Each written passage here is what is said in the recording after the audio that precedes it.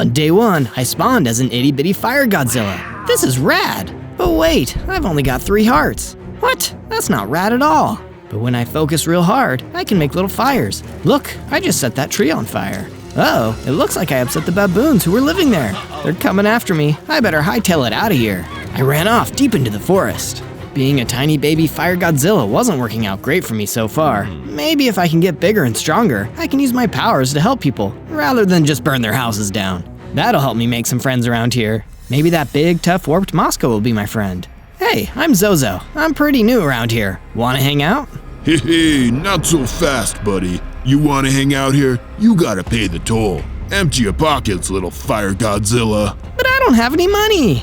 Then I guess you better come with me, Zozo. If you can't pay, you gotta work. That was another bridge I'd already burned. I needed to run before the warped Moscow could get his big, buggy hands on me. I grabbed a few sticks from the forest and hid in a cave. These would make some pretty good torches with a little bit of my fire, so it won't be too dark in here. I proceeded to place down some torches before deciding to go to sleep for the night. I'm gonna need to get a lot stronger if I want to last out here. This place isn't kind to baby Fire Godzillas like me.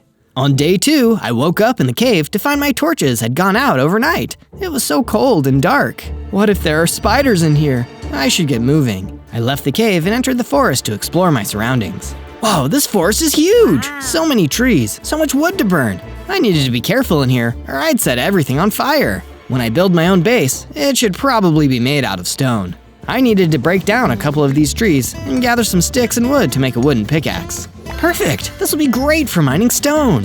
Now I needed to find a good place to build my base. Maybe somewhere around here? Wait, has somebody already built a cabin here? What's happening here? A druid rushed out of the cabin. Hey, keep your distance, friendo. I just finished this place. I don't need you burning it down. I'm sorry, I wasn't trying to burn your cabin down. I just needed to find a place to make my base. Base? What? Are you one of Locknar's guys? What?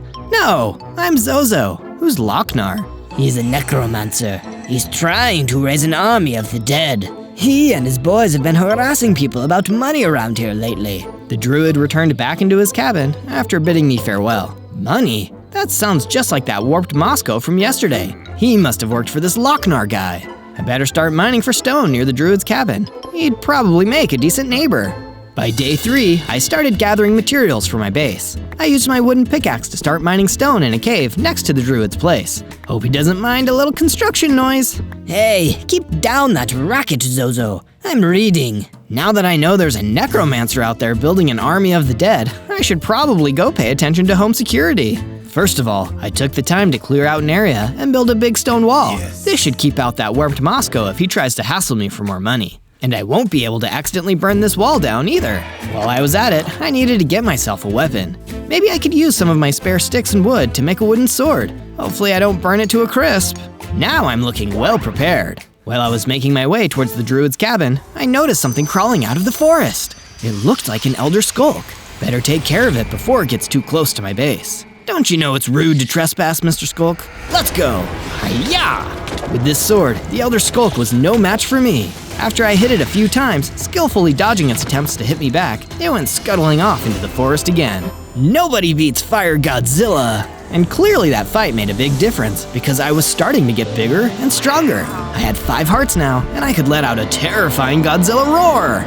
On days 4 and 5, I decided to go a little further into the forest to mine some more stone for my base. The wall was nice, but it wasn't exactly cozy. I needed a roof over my head.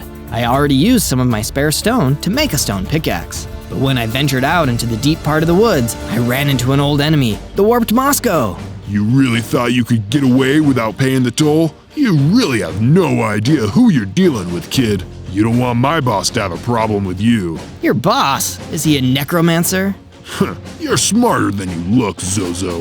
My boss, Locknar the Necromancer, he's gonna come take over all this soon enough. And if you're not with him, you're against him. I'd never be the guy who wants to take over a forest by force. I may burn stuff down sometimes, but I'm still a good guy. Then I guess I've got to destroy you. And Moscow came at me so fast, I was knocked back off my feet. I pulled out my wooden sword and tried to parry all of his attacks. You can't hold me off forever, Zozo. But I was a little faster than he was. Even with my wooden sword, I was able to get the jump on the warped Moscow and defeat him. Looks like I can handle myself decently now. I should probably spend a little more time out of the forest though. On day 6 to 8, I depleted my mine in the forest. At least I was able to find some iron ore though, and craft myself a cool iron sword and an iron pickaxe. Let's just see someone try to mess with me now. But after getting attacked by the Moscow, I wanted to get away from the forest for a while. I decided to take a trip up to the mountain and enjoy that clean mountain air. And I can't burn anything down up here either. It's perfect. But suddenly, a mountain troll approached me, and it seemed like he didn't want to share the mountain with anyone. This mountain isn't big enough for the both of us, even if you are the puniest Fire Godzilla I've ever seen. I'm just visiting, man. You don't need to be so mean about it. How dare you call me mean? I'm gonna crush you into dust for that. He was so big, and he started chasing me. My only advantage was that I was much faster than him, so I could keep my lead. That's where my iron pickaxe came through. With my iron pickaxe, I quickly mined a big hole in the ground, then carried on running. With my trap set, I decided to taunt the mountain troll by calling him a slowpoke. He ran up to me not looking down, until he fell into the hole and he couldn't climb back out. Little help in here? I think you've earned yourself a timeout, mountain troll. On days 9 and 10, I decided to travel further up into the mountain until I found a mountain cave hidden among the rocks. Maybe there will be some treasures hidden in here. Better take a look. I walked into the cave, iron sword at the ready, using the natural light of my fire to light the way. That's when I hit the jackpot. Gold ore deposits. Now that's what I'm talking about. I started to mine the gold when suddenly, despite my fire, it started to get extremely cold inside of the cave. It sent a chill down my spine.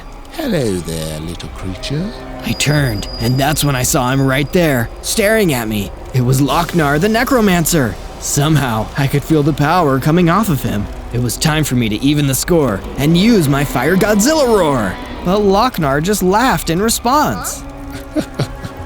Be quiet, boy. Do you have any idea who you're dealing with? When my army walks the earth, every flame like yours will be snuffed out. I wasn't gonna take that sitting down. I ran at Lochnar with my iron sword and prepared to hit him. But with one strike from him, I was thrown back across the cave.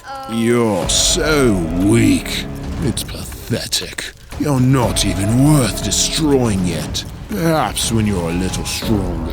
And with a flash, Lochnar was gone, and I was left terrified. If even my Fire Godzilla roar did nothing, what hope did I have against him? But it wasn't all bad. I noticed then that I still wasn't alone in the cave. There was a fire villager waiting in there too. When Lochnar was gone, he ran towards me. I can't believe you survived. Lochnar has been going after all of the flame creatures in the land. But why? What have we ever done to him? He's a necromancer. He's trying to raise an army of the undead. And everyone knows the weakness of the undead is fire. He needs to destroy us because we're the biggest threat to him. Then you're not safe here either. You better come back to my base so we can figure out a plan to stop this.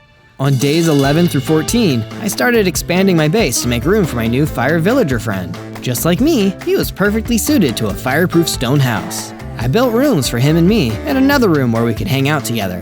But this took a lot of stone, and I soon needed to leave the base and mine more. I returned to the mine near the druid's cabin, and even though it was exhausted, it still contained some materials. While I was gathering more stone, I suddenly felt that cold feeling again. Oh no, does this mean the necromancer is behind me again? Not quite, Zozo. I'm merely one of his servants. He brought me back to life, so I will serve his every order, including destroying you! It was the Black Death, a plague doctor brought back from the dead. I drew my sword and prepared to battle, but by then, the Black Death was already on me. He hit me and took out some hearts. This guy was way more powerful than me. I ran further into the mine, hoping to find some kind of escape route. But the Black Death was gaining on me. I needed some kind of advantage. Wait, is that a chest? It was a chest. Maybe something in there can save me. I opened up the chest and found a fire aspect enchantment inside. This would give my sword flaming strikes. Perfect! I quickly used the anvil next to the chest to apply the enchantment to my sword. Take this, Black Death! Boom! That got him. The Black Death was set on fire and went running back out of the cave. Fire really does scare off the undead. Safe from the Black Death for now, I traveled back to my base and started making the wall even taller. But now, knowing just how effective fire was against the undead, I made some flaming torches to put on the wall. This should keep out any uninvited guests.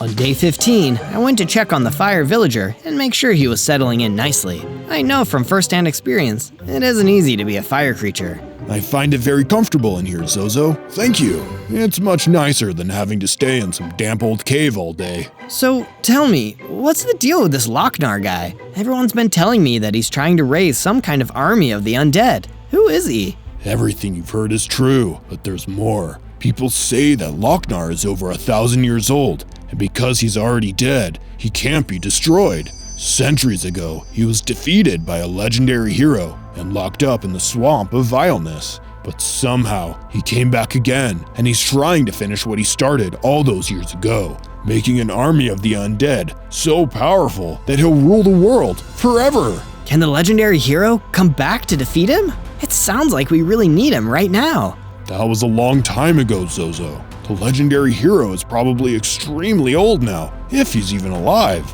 No, if we want to defeat Lochnar the Necromancer, we need to find a new hero. Like who? Well, like you, Zozo. You survived an encounter with him and saved me back in the cave. No way. Have you seen me? I'm just a little fire Godzilla. The only reason I survived was because he said I was too weak to be worth destroying. I'd stand no chance against him in a real fight. Do you think I could survive a fight with Lochnar? I think I'd need to get a lot stronger first. On days 16 to 19, I started putting together a plan with the fire villager. If Lochnar is destroying fire creatures because he knows they're a threat to his undead army, we better gather up as many fire creatures as we can. Great idea, Zozo. If memory serves, Lochnar's undead minions were keeping a Blaze prisoner in an underground cavern near here. Then I guess I better go rescue him. After hours of searching the forest, I found a secret entrance to an underground area, sneakily hidden among some trees. Hopefully I'm not too late to help the Blaze down there. I rushed through the entrance. I made my way into the insides of the underground cavern and took a look around, trying not to draw too much attention to myself. I saw a lava river running through the bottom of the cavern, so my fire wasn't too out of place here. Wait, are those wither skeletons? They were! A bunch of wither skeletons were scattered everywhere along the path leading deeper into the cavern. They must be guarding the prison cell where the Blaze is. I ran in with my new fire aspect sword and started to fight them off as I went deeper and deeper into the cavern. After I took most of them, I unleashed my Fire Godzilla roar. It scared some of the wither skeletons so bad, they ran off faster than their bones could shake. Clearly, all of this fighting was worth some pretty great XP, because I grew to almost twice my size, with almost twice the armor and twice the hearts. Maybe I can be strong enough to take on Lochnar, with the right training. But first, I broke open the prison with my iron pickaxe and freed the Blaze. Thanks for getting me out of there.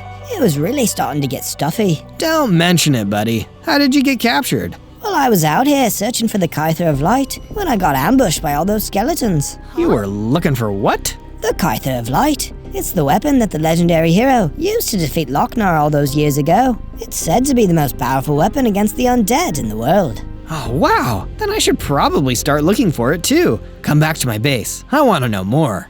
On days 20 to 22, Blaze and I returned to the base, only to see it being attacked by a horde of zombies. Even the torches I'd added to the walls didn't seem to scare them off. Lochnar was making some really tough undead for us to face. Thankfully, with Blaze at my side, the fight didn't last long. With his flames and my fire sword, we were able to take on the zombies and send them back from whence they came.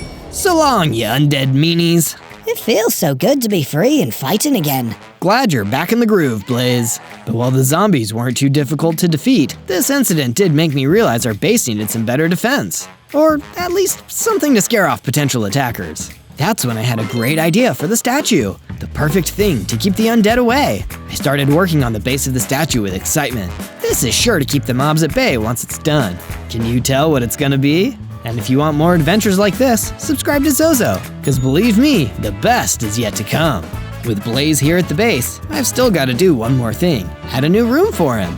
With me, Blaze, and the Fire Villager all together, we're a fiery force to be reckoned with. On days 23 to 26, the base came under attack worse than ever before. I woke up to find the base surrounded by mutant skeletons, who were bigger, faster, and stronger than even wither skeletons. I ran out with my fire aspect sword and started attacking them, one by one. Each mutant skeleton took several hits with the sword to down. These guys were tougher than any grunt enemy I'd faced so far. A little help here, guys? Luckily for me, Blaze and the Fire Villager were there to help. With the three of us working together, we were able to drive off the remaining mutant skeletons back into the woods. That'll teach you to attack our base, skellies. Oh look! One of the mutant skeletons dropped a bow. That's perfect. I needed a good long-range weapon for my arsenal. What should I do next? Zozo, Yes, Blaze? now we fought off the mutant skeletons, you should start exploring the deep dark woods for the Kyther of Light. We need it to defeat Lochnar the Necromancer. Good idea, Blaze. I journeyed out into the deepest, darkest part of the forest, knowing it would be the exact kind of place where Lochnar's minions would be waiting for me. And I was right, but I wasn't the only one. There was a fire elemental being surrounded by mutant zombies. The strongest zombies yet. Lucky for me, I had my new bow. I pulled it out, keeping a distance as I fired arrows at the mutant zombies. They seemed so shocked by my surprise attack, they retreated further into the dark of the forest. I'd saved the fire elemental. Wanna come back to my base, little buddy? I'm collecting fire creatures. He seemed eager, so we headed back to the base. I built a new room to house the fire elemental, and built in a new base defense. Large holes dug into the ground around the base, so any stumbling zombies thinking of attacking would fall right in. I'm feeling safer already. On days 27 to 31, I started off by asking Blaze to tell me everything he knows about the Kyther of Light, seeing as it may be our best chance to defeat Lochnar the Necromancer. It's an ancient weapon, Zozo, supposedly created by a powerful group of sorcerers, for if there was ever a great evil they needed to strike down. The legend goes that only someone pure of heart can wield the Kyther. To a being of evil, it's useless. But how can I find it? Even the most powerful weapon in the world is only useful if it's in our hands. Perhaps the legendary hero would have hidden the Kyther in the last place the undead would think to look, the Nether. Oh no, the Nether? That's one of the most dangerous places out there. I guess if it's the only place I can find the Kyther, it's off to the Nether I go. With my sword and my bow, I set off for an old Nether portal in the woods. It's now or never. Yeah, bad joke, sorry. On the other side of the portal, it was all flames and lava. A fire Godzilla honestly looked kind of at home here. What didn't look at home was a huge, scary pigless running straight towards me. You must be Zozo. I guess you're here looking for the Kyther of Light. Brave kid. And I guess you're here to find the Kyther too, before I can find it. You're a smart kid too, but I've got orders direct from Lochnar. Only one of us is leaving the Nether. Let's go. I tried to draw my bow, but the pigless was too fast for me. I was lucky enough to pull out my sword just in time to counter his attack. Before he knew it, I hit him back and eventually managed to hit him in a way and made him touch lava. And due to that, he screamed a bit and moved away. You're tougher than you look, but I'll get you next time, you little twerp. And with that, he ran off into the depths of the Nether. On days 32 to 35, I traveled deeper into the Nether, leaving the wastes and entering the Crimson Forest. Wow, this place is super scary. If the legendary hero really hid the Kyther here, he must have been one tough warrior. The Nether has some of the scariest mobs around, but I was surprised to see a familiar face amongst all the trees and lava. It was a baboon, just like the one I met on my first day here. Hey, aren't you the one who burned down my tree? I'm sorry, Mr. Baboon. It was an accident. I'm a fire Godzilla. Sometimes I burn stuff down. Whatever. It doesn't matter now. What are you doing in the Crimson Forest? I'm looking for the Kyther of Light to defeat Lochnar the Necromancer. Wait, you too? He attacked my family with some zombies. I heard the Kyther might be hidden in the Soul Sand Desert. Let's travel together. We have better odds. Sounds good to me, Mr. Baboon. We traveled together to the Soul Sand Desert, which was every bit as bleak and barren as the name suggests. I then noticed Lochnar the Necromancer standing on top of a floating island. Hello again, Zozo, was it? Nothing about you was particularly memorable. You're all smug now, Lochnar, but you won't be when we find the Kyther and defeat you. You won't be able to find anything when you're dead. Suddenly, the ground below me and Mr. Baboon began to shake. I drew my bow and fired at Lochnar, but he didn't even flinch. It was useless. If we couldn't escape, we'd be done for. That's when I had an idea. I turned and fired my bow at one of the ghast. That should get the attention of him and his ghastly friends. With Lochnar preoccupied with the ghast, Mr. Baboon and I ran away, back towards the Nether portal. That was some quick thinking back there, Zozo. You really saved our skins. I couldn't have done it without you. Come back to the base with me. You can join our anti-Lochnar squad. And with that, we exited the Nether. On days 36 to 39, I returned back to the base with the baboon. I built him a little treehouse because he didn't find the stone fortress as comfy as me and my fire creature friends. I gathered my new basemates together, the fire villager, Blaze, the fire elemental, and the baboon. I needed to hear their thoughts on my hunt for the Kyther. It wasn't in the Nether Wastes, the Crimson Forest, or the Soul Sand Desert. If the Kyther really is hidden in the Nether, where could it be? You're telling me you didn't check the basalt deltas? The basalt deltas? What's that?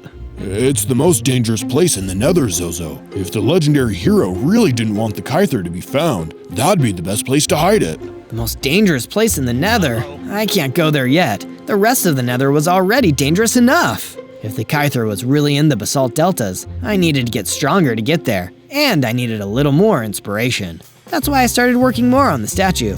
I must say, it's coming along quite nicely. From days 40 to 43, Blaze approached me, knowing I was feeling nervous about going back into the Nether.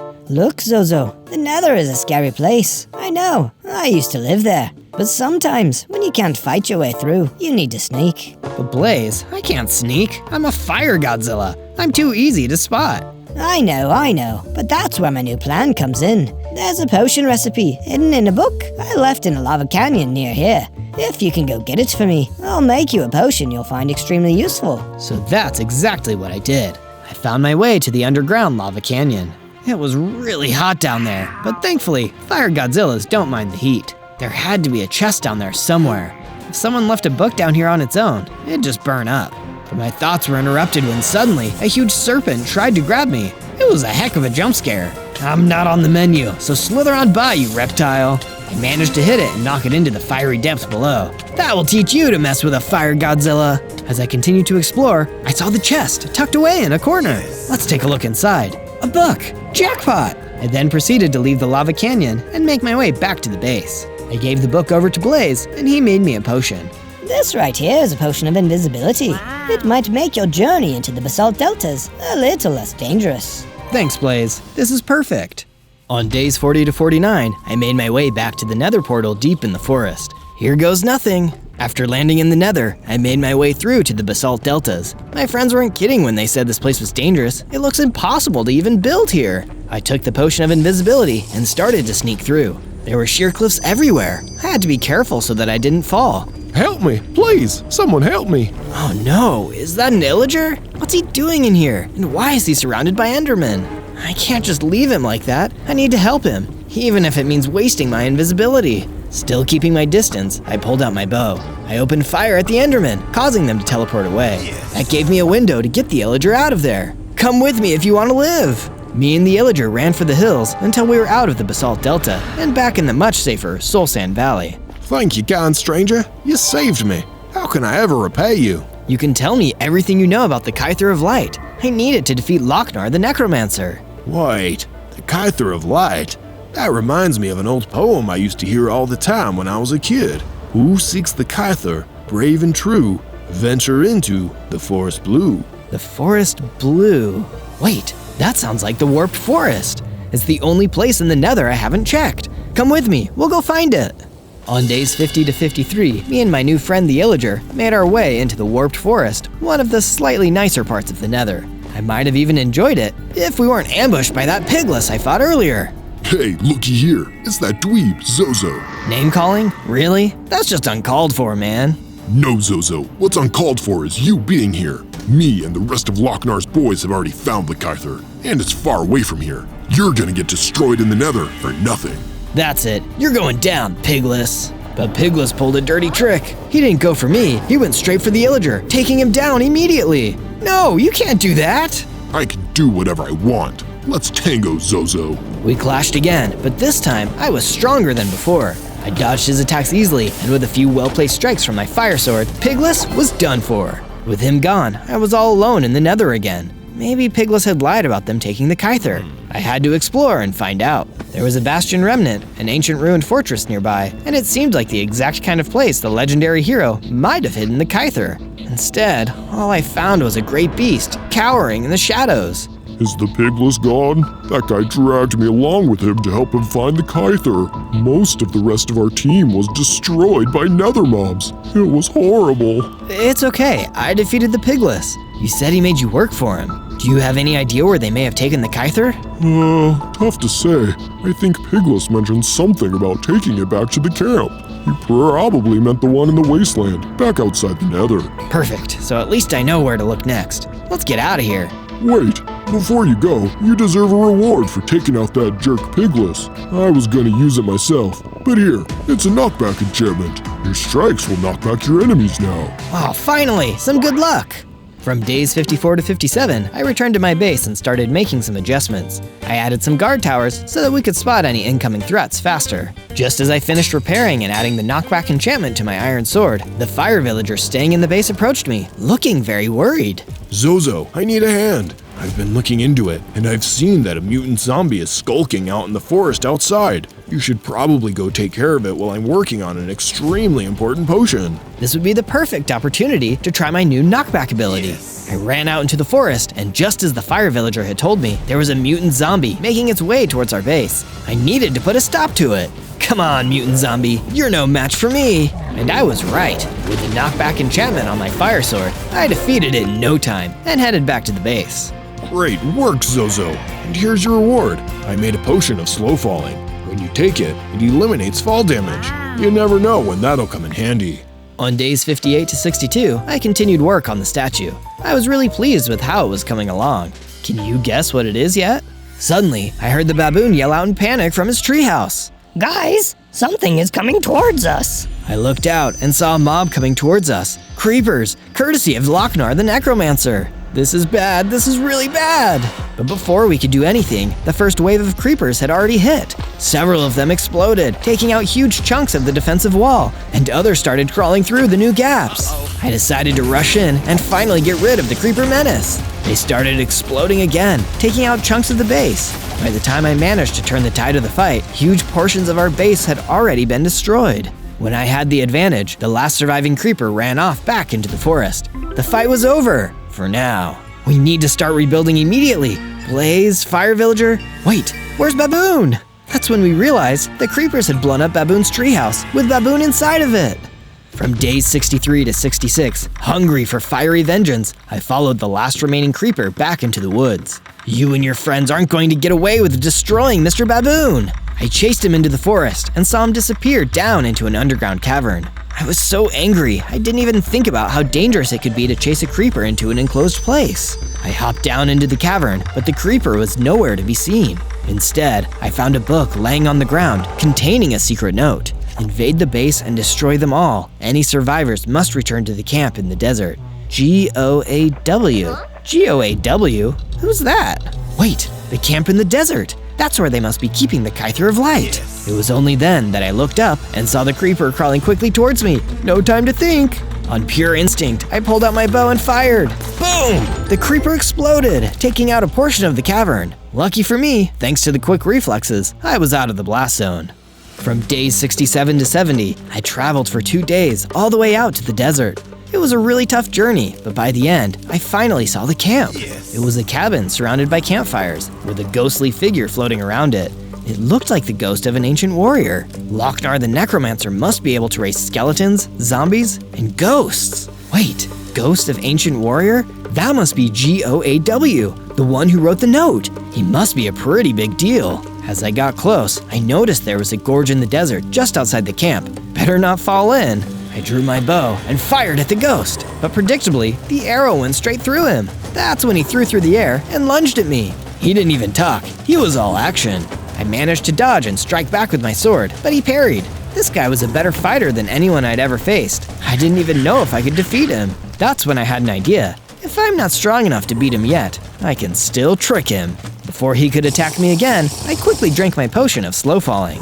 Then, when he attacked me again, I jumped back and fell into the gorge. To him, it looked like I fell to my doom, but thanks to the potion, I was just fine. When the ghost finally floated away, I climbed back up to the top. Kyther of Light, here I come!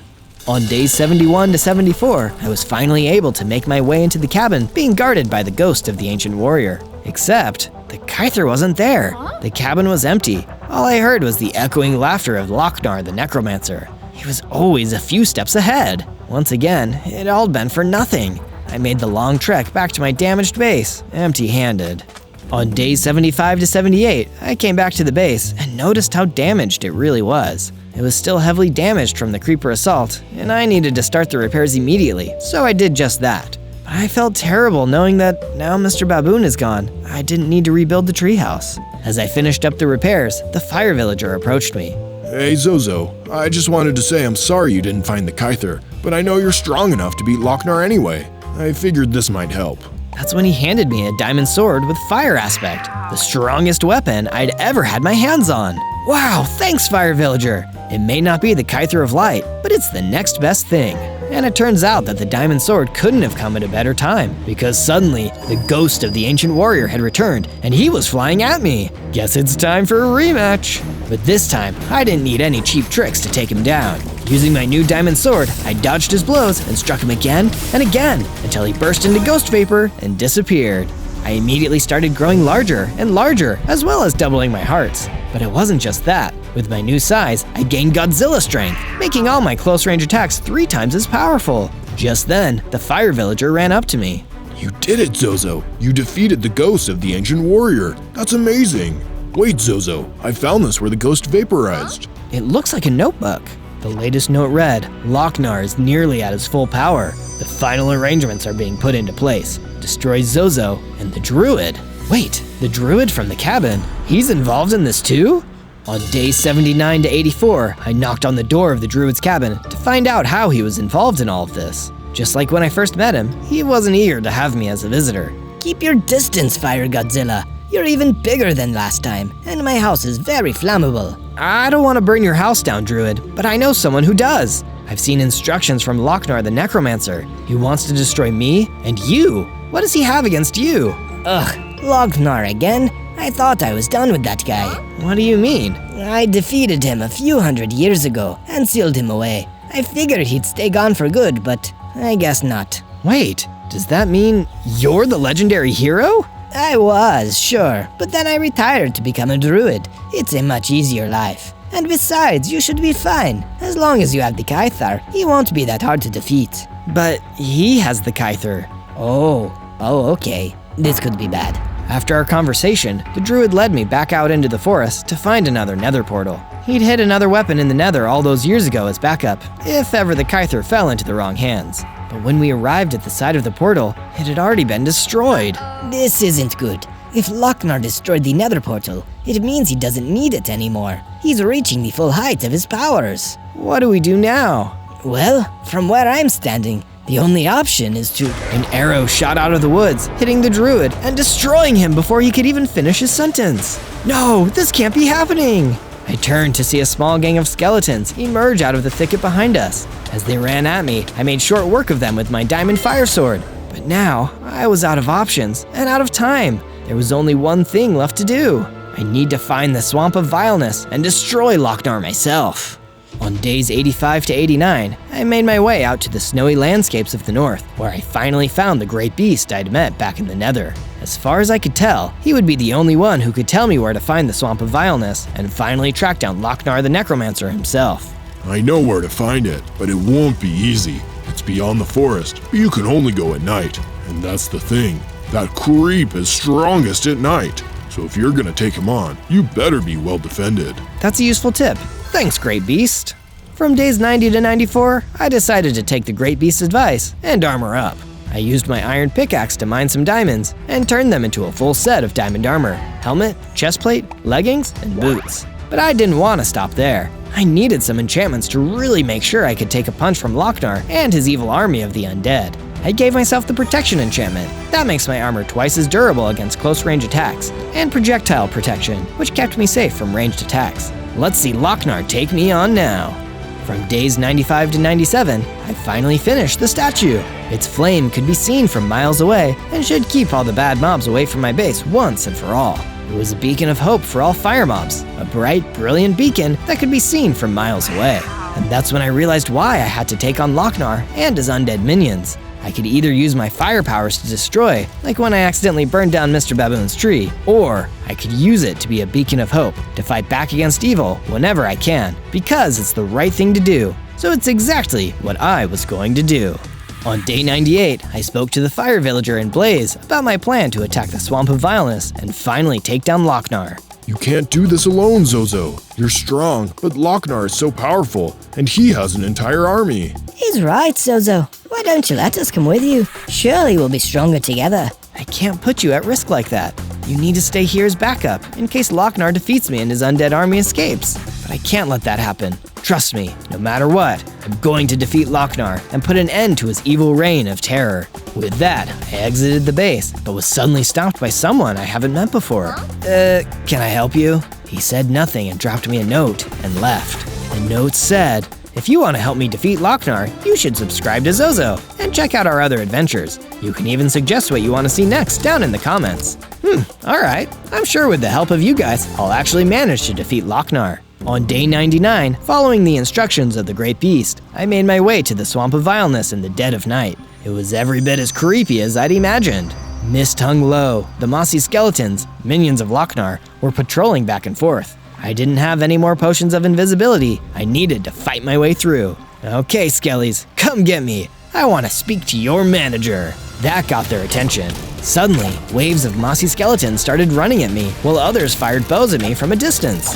Thankfully, with my enchanted diamond armor, I could deflect most of the damage, and my enchanted diamond sword could destroy them in one strike each. But that wasn't the problem. The mossy skeletons may have been weak, but every single time I defeated them, more just kept coming out of the fog.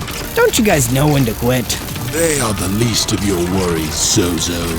It was Lochnar. I could hear his voice, but I couldn't see him. It was like he was everywhere around me. If you survive this onslaught, come a little further and meet me in my crypt. It'll be the last thing you ever do. I wasn't going to let him get away with that. No matter how many skeletons he threw at me, I'd keep fighting to the very end. With my sword at the ready and my flames brighter than ever, I moved in towards the crypt of Lochnar. On day 100, I fought through the mossy skeletons and reached the crypt, which looked like a big, rickety pile of ancient stone. But there were stronger enemies waiting for me there. Mutant skeletons and mutant zombies came running at me, but my sword was ready. I hit them again and again, sending one after another down. But just like the mossy skeletons, more of them kept coming. I'm really starting to get sick of you guys. I unleashed a mighty Fire Godzilla roar that could be heard across all of the Swamp of Vileness, and it knocked out all of the undead at once. It was just me in the crypt, so I pulled out my iron pickaxe and started destroying it, just to spite Lochnar. But just then, I fell down deeper into the crypt. Oh my gosh, there it is! That's the Kyther of Light! This is where he's been keeping it! I grabbed the Kyther. Now, I was ready to take on Lochnar. I wouldn't be so confident, Zozo. Boom! Lochnar appeared behind me, more powerful than he'd ever been before. Do you really think you can beat this? Lochnar began to grow as his power increased, becoming a huge, monstrous super necromancer. Like this, he really did look like he could take over the world. But I wasn't done yet. And do you really think you can beat this? I summoned up all of my power and channeled it.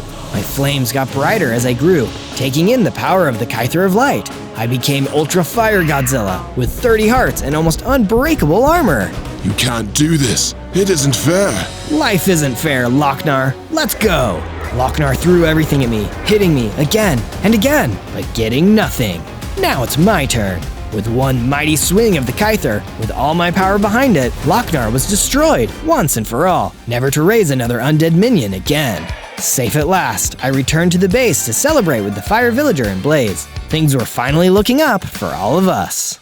On day 1, I spawned in as Godzilla. Haha, check me out. I am so tiny. Look, I only have 5 hearts. I was so surprised, I almost didn't notice a scientist sneaking up behind me. I've got you now. The scientist started throwing nets at me, barely missing. Whoa, who is this guy? I've got to get out of here. The scientist continued to chase me, throwing nets. Up ahead, I could see a small hole, so I hurried and jumped inside, landing in a small cave. He's too big to fit, so I should be safe in here. Just then, I heard a rattling sound, and there was a rattlesnake right there.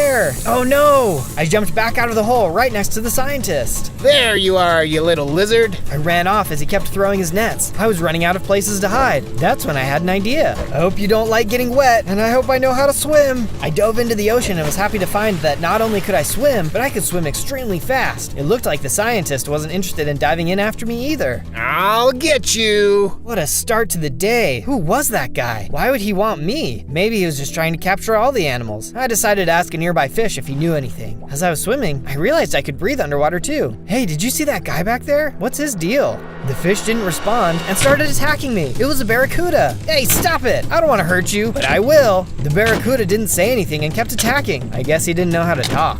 Well, let's see what these claws can do. I swiped him with my claws and saw that I packed a punch. It only took a few hits to take him down. I was strong enough to get out of that fight, but he was just a little fish. I don't know if my claws will help me out of something much bigger. I was feeling tired after such an eventful day, so I made my way back to the shore to look for a place to rest. Hopefully I wouldn't run into that scientist again, but just in case, I needed to start getting prepared to fight. On day 2, I woke up and crawled out from under the tree. Today's the day I get set to fight back. If I was going to survive, I needed a safe place to live. I didn't know where that scientist was operating from, so I didn't feel safe building a base on land. I decided my best bet was in the water. Before I can get to building, I need the tools to do it. I immediately got punching some trees so that I could get some wood. With the wood, I made a crafting table and fashioned a pickaxe. Then I mined out some stone and used the stone to make a set of stone tools: a pickaxe, axe, shovel, and sword. With my new tools, I started gathering the materials I would need. Building a base out in the water was going to be an interesting challenge, but I think the final build is going to look really cool. While I was gathering some supplies in the forest, I saw a boar off in the distance. I don't think that barracuda could talk, but maybe this boar could help me out. I made my way over to him. Hey buddy, have you seen a scientist roaming around? The boar took one look at me and charged. Oh come on, I was just trying to figure out what's going on. This guy was hitting pretty hard, and I took quite a bit of damage. It's a good thing I had made myself a sword. I'm sorry for bothering you, but now you're just being rude. I used my sword and took him down. Alright, looks like I'm the only talking animal out here. Let's get back to work. I managed to gather a bunch of other materials and even came across an old boat. There were a lot of materials to grab, so I got as much as I could so my vision could come to life. I headed into the water and found a good spot to build my base on the seafloor. Using the materials I had gathered, I built a platform and started putting everything I would need together. It was going to be hard for the scientists to find me down here. I was able to make some really good progress, but I'd need to go find some more materials tomorrow. On day 3, I needed to get some more supplies, so I headed over to a nearby mountain. I made my way up to the top of the mountain and saw some watermelon. I went ahead and harvested them when suddenly I heard a strange noise. Huh? Where did that come from? I'm not letting someone sneak up on me again. I looked from side to side but didn't see anything. Maybe it was just the wind? What's that? I looked around just in time to see a giant bird swoop down and pick me up. Hey, let me go! What's the big idea? She didn't seem like she was trying to hurt me, but where could she be taking me? After a moment, I could see something huge in the distance. It was a giant nest. Uh-oh, I must be food for her babies. Moments later, the bird dropped me into the nest, and luckily the babies hadn't hatched yet, but I could hear something moving inside of the eggs. I had to get out of here. Hey, you! Who was that? I turned and saw a little squirrel standing there. Hey, you could talk. I was starting to think I was the only animal here that could. Yeah, I can talk, but you hear that? These eggs are starting to crack, and we gotta get out of here. You're a squirrel. Can't you just climb out of here? The nest is made of mud. I can't get a good grip. If you can dig us out with your claws, though, I have a good way to get us to the ground. The eggs started making even more cracking sounds. We had to hurry. I started swinging my claws and managed to break through the walls of the nest. Oh man, that is a long way down. I hope you know what you're doing. The squirrel tossed me an umbrella. Suddenly, there was a big crack, and we heard some baby birds starting to tweet. Jump!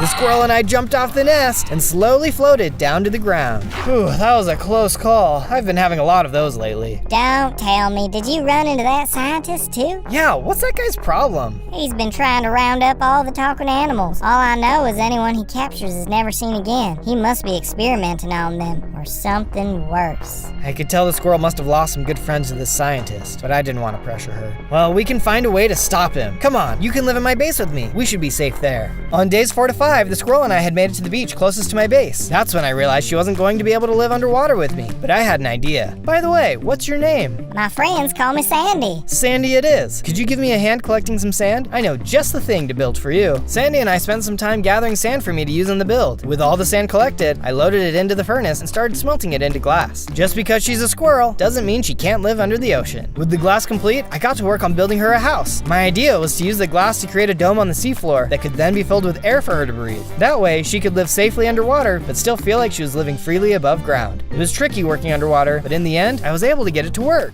I think Sandy is going to love it. After telling Sandy I was done with her base, I hopped into the water and was suddenly attacked by a colossal squid. Oh no, Zozo, let me help. It's okay, I don't want you to get trapped underwater. I can take this guy. The squid was crazy strong. He hit hard, which was scary because I only had 5 hearts. I needed to do something fast. This is gonna hurt. I aimed for the squid's eye and landed a blow with my sword. That did the trick, and he was destroyed. Nice going, Zozo. What's that? I took a closer look and saw the giant squid had dropped something. This must have been trapped in his stomach. I went over and picked it up. Oh, awesome, it's a pile of sand. If I throw this at an enemy, it will cause them to have temporary blindness. You know, this attack got me thinking. We need something to scare people and animals away from our base. I've got an idea, but I need to check some things first to see if it will work. Stay tuned. On days 6 to 8, I was on the beach when I started feeling really really hungry. Sheesh, it's been a while since I've had something to eat. I need to work on a food source. I decided that since my favorite food was meat, my best bet was to round up some different animals and keep them up on the shore. I set up a few different pens so I could keep all the animals I was going to collect in one place. With the pen set up, I made my way across the land and managed to find some sheep, some chickens, some pigs, and some cows. I led them all back towards the pen and got all of them locked up in their pens. As I was finishing up, I heard something in the distance. What's that sound? I looked towards the source of the sound. A couple of deer came running out of the trees. You need to run! He's coming! He's coming! You guys are talking animals. It must be the scientist. A moment later, I saw what was coming. It was the scientist. He was in a giant net firing machine. As the deer ran, he managed to capture them with a couple of leads. Oh no, I've got to help. I grabbed my pile of sand. Maybe this could help me. As I got closer to the scientist, he saw me. You again. You're the one I want most of all. He turned and started shooting at me. I tried throwing some sand at him as I made my way into the trees to try and throw him off. Hey, where did you go? The scientist drove through the trees looking for me, but couldn't see me hiding behind the tree. He seemed to be giving up. Well, at least I can capture you two. He was gonna leave with the deer. I had to stop him. I pulled out my pile of sand, then jumped next to the scientist. You didn't see this one coming. I threw the sand and got him right in the eyes. Ah, what did you do? I can't see a thing. The scientist kept trying to throw nets at me, but couldn't hit me. But in his rage, the deer had broken free. He was still too strong for me to fight, so I hurried and ran toward my base as the deer escaped into the forest. The scientist got way too close to my base. I better hide out for the night. On days 9 to 11, I returned back to my base to talk to Sandy. I told her everything that had happened with the scientist and that I had barely managed to escape. It's okay, Zozo. We'll find a way to beat him and save everyone. I don't know. I just feel like he's so much stronger than us, and he keeps making new upgraded weapons. Weapons we couldn't even beat in the first place. If we don't have hope, what do we have? Giving up isn't going to solve the problem, so we have to keep fighting. I suppose you're right. By the way, what was your idea for scaring enemies away from our base? That seems like just the thing we need right now. Oh yeah, I just finished gathering everything I needed for the first part. Come give me a hand. Sandy and I headed out and got to work. Sandy said she had spent the day getting supplies, and using those supplies, we'd be able to build a huge, terrifying statue. She wanted it to be a surprise though, so she didn't tell me what we were building, just where I needed to put the blocks. After a while, we had finished the first part. This is looking great, I think. Can you tell what it is? After a lot of building, Sandy and I were starting to feel pretty hungry, so Sandy suggested we build a farm. We got working on it right away. I had collected the animals for a food source, but since Sandy was a squirrel, she didn't eat meat. By the time we had finished building, Sandy's hunger was getting dangerously low. Hurry and plant the crops. I don't think I should risk moving too much. My hunger bar is getting really low. Oh no, I only got enough plants to lure the animals into their pens. I'll go get some for you. It's okay, but please hurry. On days 12 to 13, I was exploring the land looking for seeds when I came across a small farm. A garden. This will have just what Sandy needs. But who lives here? Next to the garden was a small hut, so I went to knock on the door. I'm sure they wouldn't mind if I just took a little bit of the crops. But to my surprise, the door opened and a scientist was standing in the door. Oh no, another scientist! I gotta get out of here! I turned to run when the scientist called out to me. Whoa there, hang on, little fella. I'm not gonna hurt you. I stopped running and turned cautiously toward her. How do I know you're not going to hurt me? I guess you don't, but I can tell by your face that you really need these crops. Come on in and let's talk. I think I can actually be of more help than you think. She was right. Sandy's hunger levels were too low for me to risk wasting time looking for another food source. I headed inside the hut. So you have something that can help me? I do. Information. I think it's important that you understand who that scientist is. That way you can defeat him. Alright, I'm listening. Who is this guy? The scientist used to be a coworker of mine. We spent years working on potions and inventions that would improve the lives of the animals around us. In our studies, we had discovered some animals possessed special abilities. Most of the time it was that they could talk, but every so often, one would come along that was capable of even greater power. One day though, his wife disappeared, sending him into a spiral. He was on a path I couldn't follow, so I ran away. The scientist blamed the animals for what had happened to his wife, and he became obsessed with harvesting them and using their power to build a super weapon, one that would give him ultimate control over everyone. Any animals he extracts power from die in the process. He is powerful for sure, but one of the rare animals, one that possesses extraordinary abilities, can stop him. Zozo, you are one of those animals. Me? I don't have any special abilities. I can hardly win any fights, and the last time I met up with the scientist, I barely made it out alive. There's no way you could be right about that. I know it, Zozo, I do. You might not see it now, but I'm sure one day you will. I'm standing by and I'm ready to help how I can. Hang on to this radio and give me a call if you ever need help. I picked up the radio, then she led me outside to the garden. And here, you can take some peanuts from my garden. I harvested some plants and peanuts, then left to head back to the base. Special powers? Maybe she knew something I didn't, but right now it just didn't make any sense.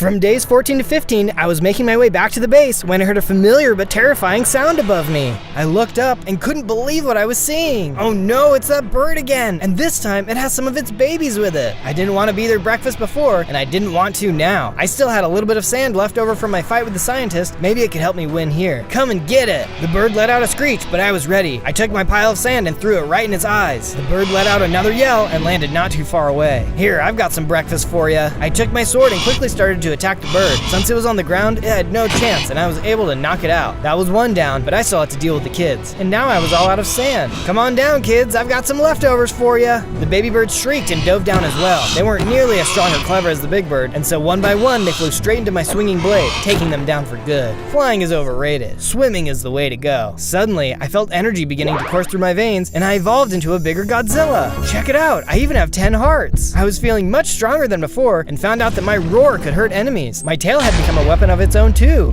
On days 16 through 19, I made it back to the base, and was grateful to see that Sandy was still alive. I gave her something to eat, and then headed into the farm to plant the seeds, so she'd have a renewable source of food as well. Just as I was finishing up, Sandy came running into the room. Zozo, come quick. I need your help. Sandy led me to another part of the base, where she had started mining down into the earth. While you were planting the farm, I went ahead and started working on a mine. I had mined into a cave system where there was some iron, but something attacked me. I didn't get a good look at what it was, but I was wondering if you could go check it out. Sure thing, Sandy. I'll see what I can find. I headed down into the tunnel and soon emerged in the cave. I could see the iron Sandy had mentioned and walked over to it. Just then, a group of drowned attacked. Oof, these guys. This is a good chance to put my new abilities to the test. I quickly swung my tail and knocked them away from me. With them backed off, I then hit them with my roar attack, which hurt them from afar. Oh, sorry, were you guys going somewhere? I then hopped in with my sword and started slashing away. I continued to use my new abilities in combination with my sword and was able to defeat them in no time. Well, with those guys out of the way, I might as well grab this iron. I then took out my pick and mined out all the iron I could find. With all the iron collected, I made my way back up to the base, where I smelted down all of the iron and then used it to make a full set of iron armor and tools. On days 20 to 22, I was woken up by the sound of a crackle on my radio. I tuned the frequency to get a clearer sound. Zozo, do you copy? Zozo, do you read me? Hey, yes, I'm here. What's going on? The mad scientist is heading your way. You're in danger. Oh, no, it's okay. My whole base is underwater. He's not going to be able to reach me here. You don't understand. He built a mech suit that will let him access your base. You need to get out of there, now. I hurried out of my base and swam up to the surface. I couldn't risk him getting into the base and hurting Sandy. I made my way to the beach. Maybe I could cut him off here. Just then, I saw the scientist approaching. The old woman was right. He was in an aquatic mech suit. I'm stronger now. I think I can take him. Soon, the scientist was before me.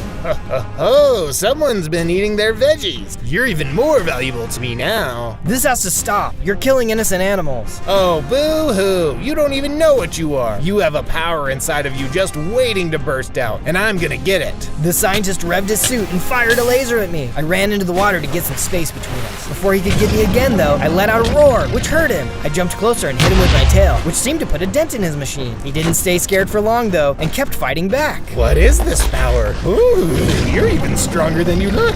He kept firing his laser beam at me, which really hurt. I had more health and armor than before. I was taking some serious damage. You can't win, Zozo. You're mine. I rose up and swung with all my might, which caused his suit to start smoking. I swung again and again. I was winning. Whoa, where's the strength coming from? I can't lose. Before I could deliver the final blow, the scientist hit a button, ejecting him from his suit and launching him into the air. This isn't over!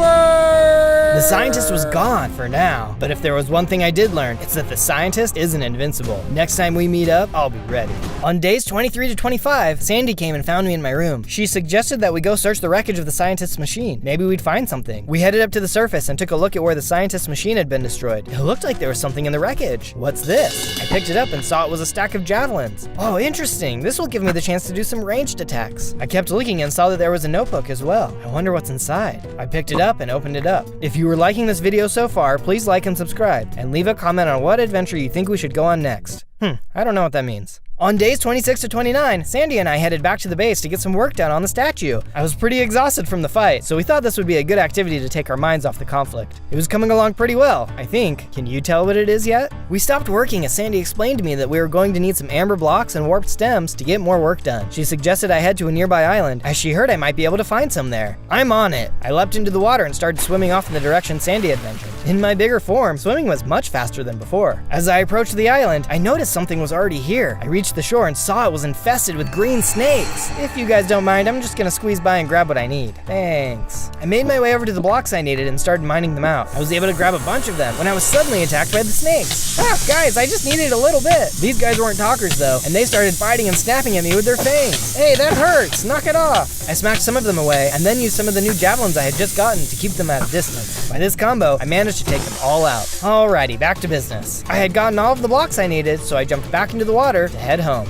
On days 30 to 35, I was heading back to my base when I was suddenly attacked by a shark. Whoa, get out of here, you man-eater. The shark had a powerful bite, and it was doing a lot of damage, but he didn't know who he was messing with. Let's see how you like this. As the shark lined up to charge me, I pulled out my javelins and speared him. Turns out he didn't like it at all. He was hurt, but lined up to charge at me again. Suddenly, he turned and swam off in the other direction. Yeah, that's what I thought. You better run. I turned to keep swimming, but saw what made the shark swim off. There was a huge whale right behind me. Oh boy, please don't eat me. Eat you? You don't look very good to eat. Oh, you talk. In that case, nice to meet you. Likewise. Say, I've been watching you fight. You're one brave guy. Do you think you could help me? This evil scientist captured my baby, and I need someone to rescue her. Oh yeah, I'm well acquainted with this scientist. Do you know where she's being held? I'll do anything to stop that guy. There's a holding pen not too far from here. I would go there myself, but my lack of arms stopped me from breaking through anything. It's actually pretty inconvenient. Don't you worry, I'll get there as fast as I can. On days 36 to 40, I made my way to the holding pen. After a bit of swimming, I could see the enclosure. This must be it. I snuck in a little closer and could see that the holding pen was attached to what looked like a small base. There were several guards on the outside. Well, I'd like to avoid confronting them directly if possible. Let me see if I can get in contact with the baby whale. I hopped back into the water and swam over to the pen. I could see the baby whale inside. Hey there, little one. Your dad sent me to rescue you. I'm so happy to see you. I don't know how much time I have. There used to be a lot more animals in here with me, but one by one, they were taken away and haven't come back.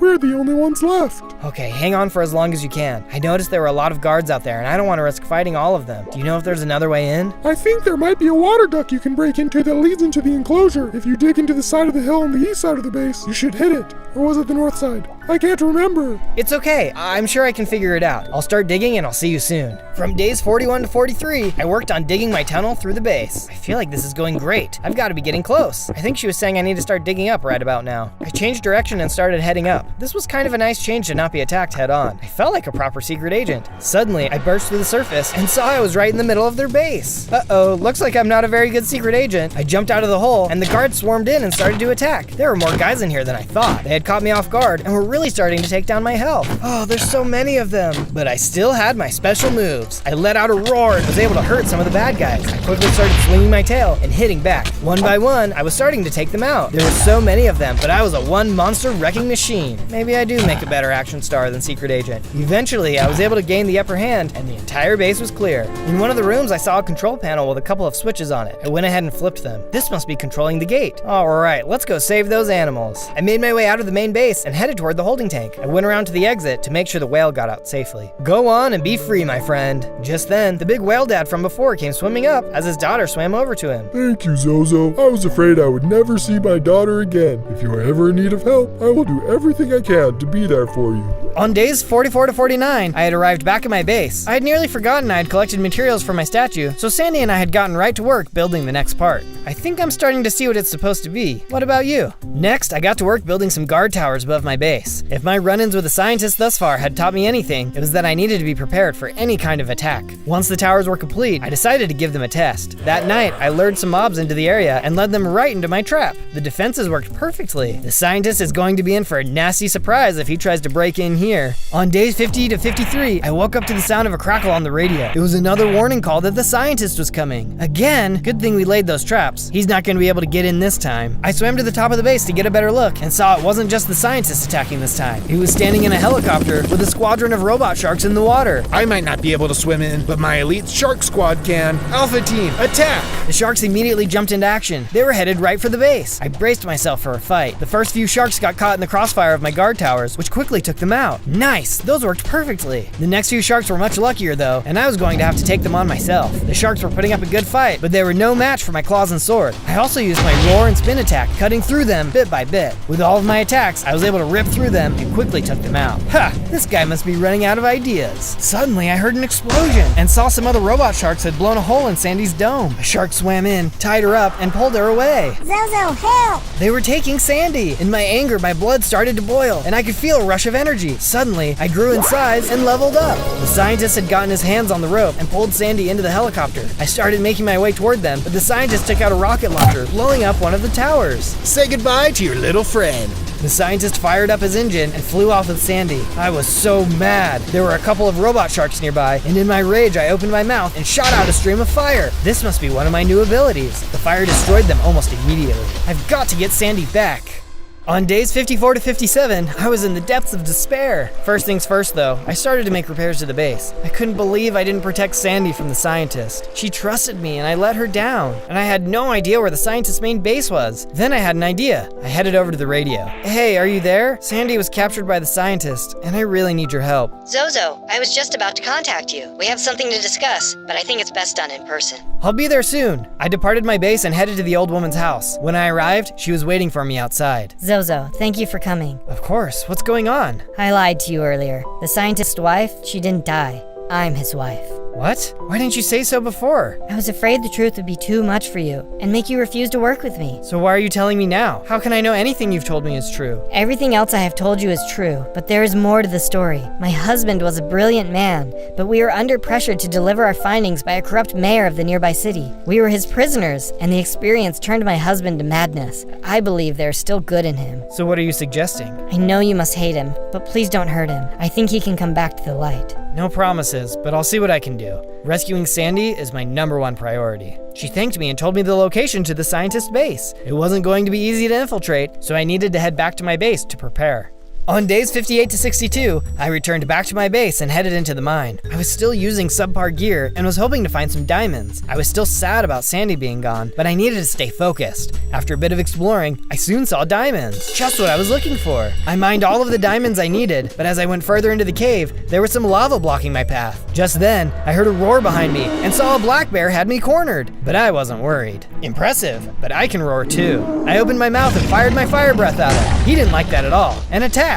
I can go claw to claw with you, no problem. The bear swiped at me as I fought back. He was strong, but he didn't know what he was getting himself into. We exchanged blows as I shot him with my fire breath. After a bit, I took him out with ease. With my pockets full of diamonds, I headed back up into the base and got to work crafting. In no time, I had crafted myself a full set of diamond armor and equipped it. I'd like to see anyone try and pierce this armor. On days 63 to 66, I got back to work on the statue. Sandy wasn't around to tell me what we were building, but I felt like I had a good idea of where we were going with it. I would have loved to finish it, but it didn't feel right to do it without Sandy, so I decided to wait a little bit longer so we could finish it together. I'm all ready to go, but before I do, I'm told there's a red sub button you can press. The more subs we have in our navy, the stronger we'll be. On days 67 to 70, I left my base and traveled across the land toward the scientist's headquarters. After a while, I saw some buildings beginning to appear on the horizon. That must be it. I had no idea there was such a large city nearby. As I got closer to the base, I saw it was well protected, with guards positioned all over the outside of the base. It didn't matter though. I was angry, and no one was going to keep me out. Sandy, I'm coming for ya! I ran up to the guards and started to attack, as the guards took aim and started to fire. These guys were elite troops, and I could feel the strength of their shots, but so far, my armor was holding up.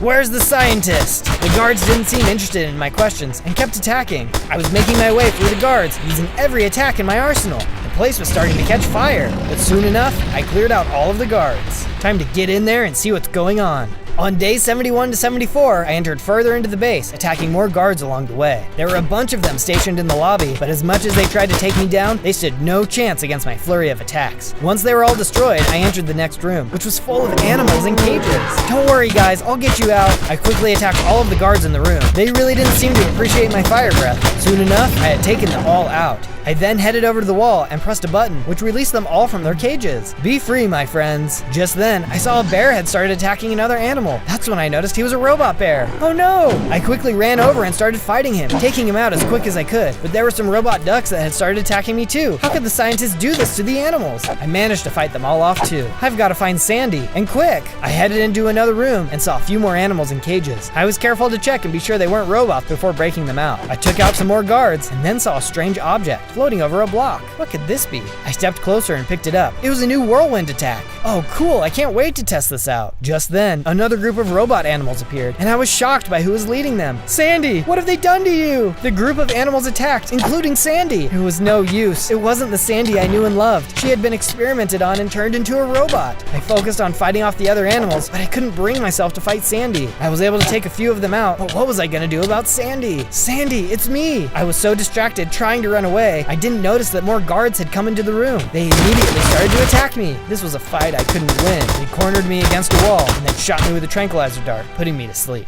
On day 75 to 78, I woke up in a cage. I've got to get out of here. I looked for my pickaxe, but they must have taken it from me. There was no way for me to break myself out. Going somewhere? I made this cage especially for you. You'll never be able to break out. You can do whatever you want. Just let Sandy go. As I said this, I noticed that Sandy turned and looked at me. Ooh, do you feel sad for your friend? Boo-hoo. I'll tell you what, maybe I won't destroy you. Maybe I'll just turn you into a robot, just like her. Then you can play with your little friend all day. You're gonna pay for this. It doesn't matter what you do. Good always triumphs over evil. As I said this, Sandy started to shake and her circuit started to make a crackling noise. Zozo. The scientist turned and looked at her. What? She's overpowering the mind control. Suddenly, Sandy ran over to the cage release and hit the button, freeing me from my cage. You're in for it now.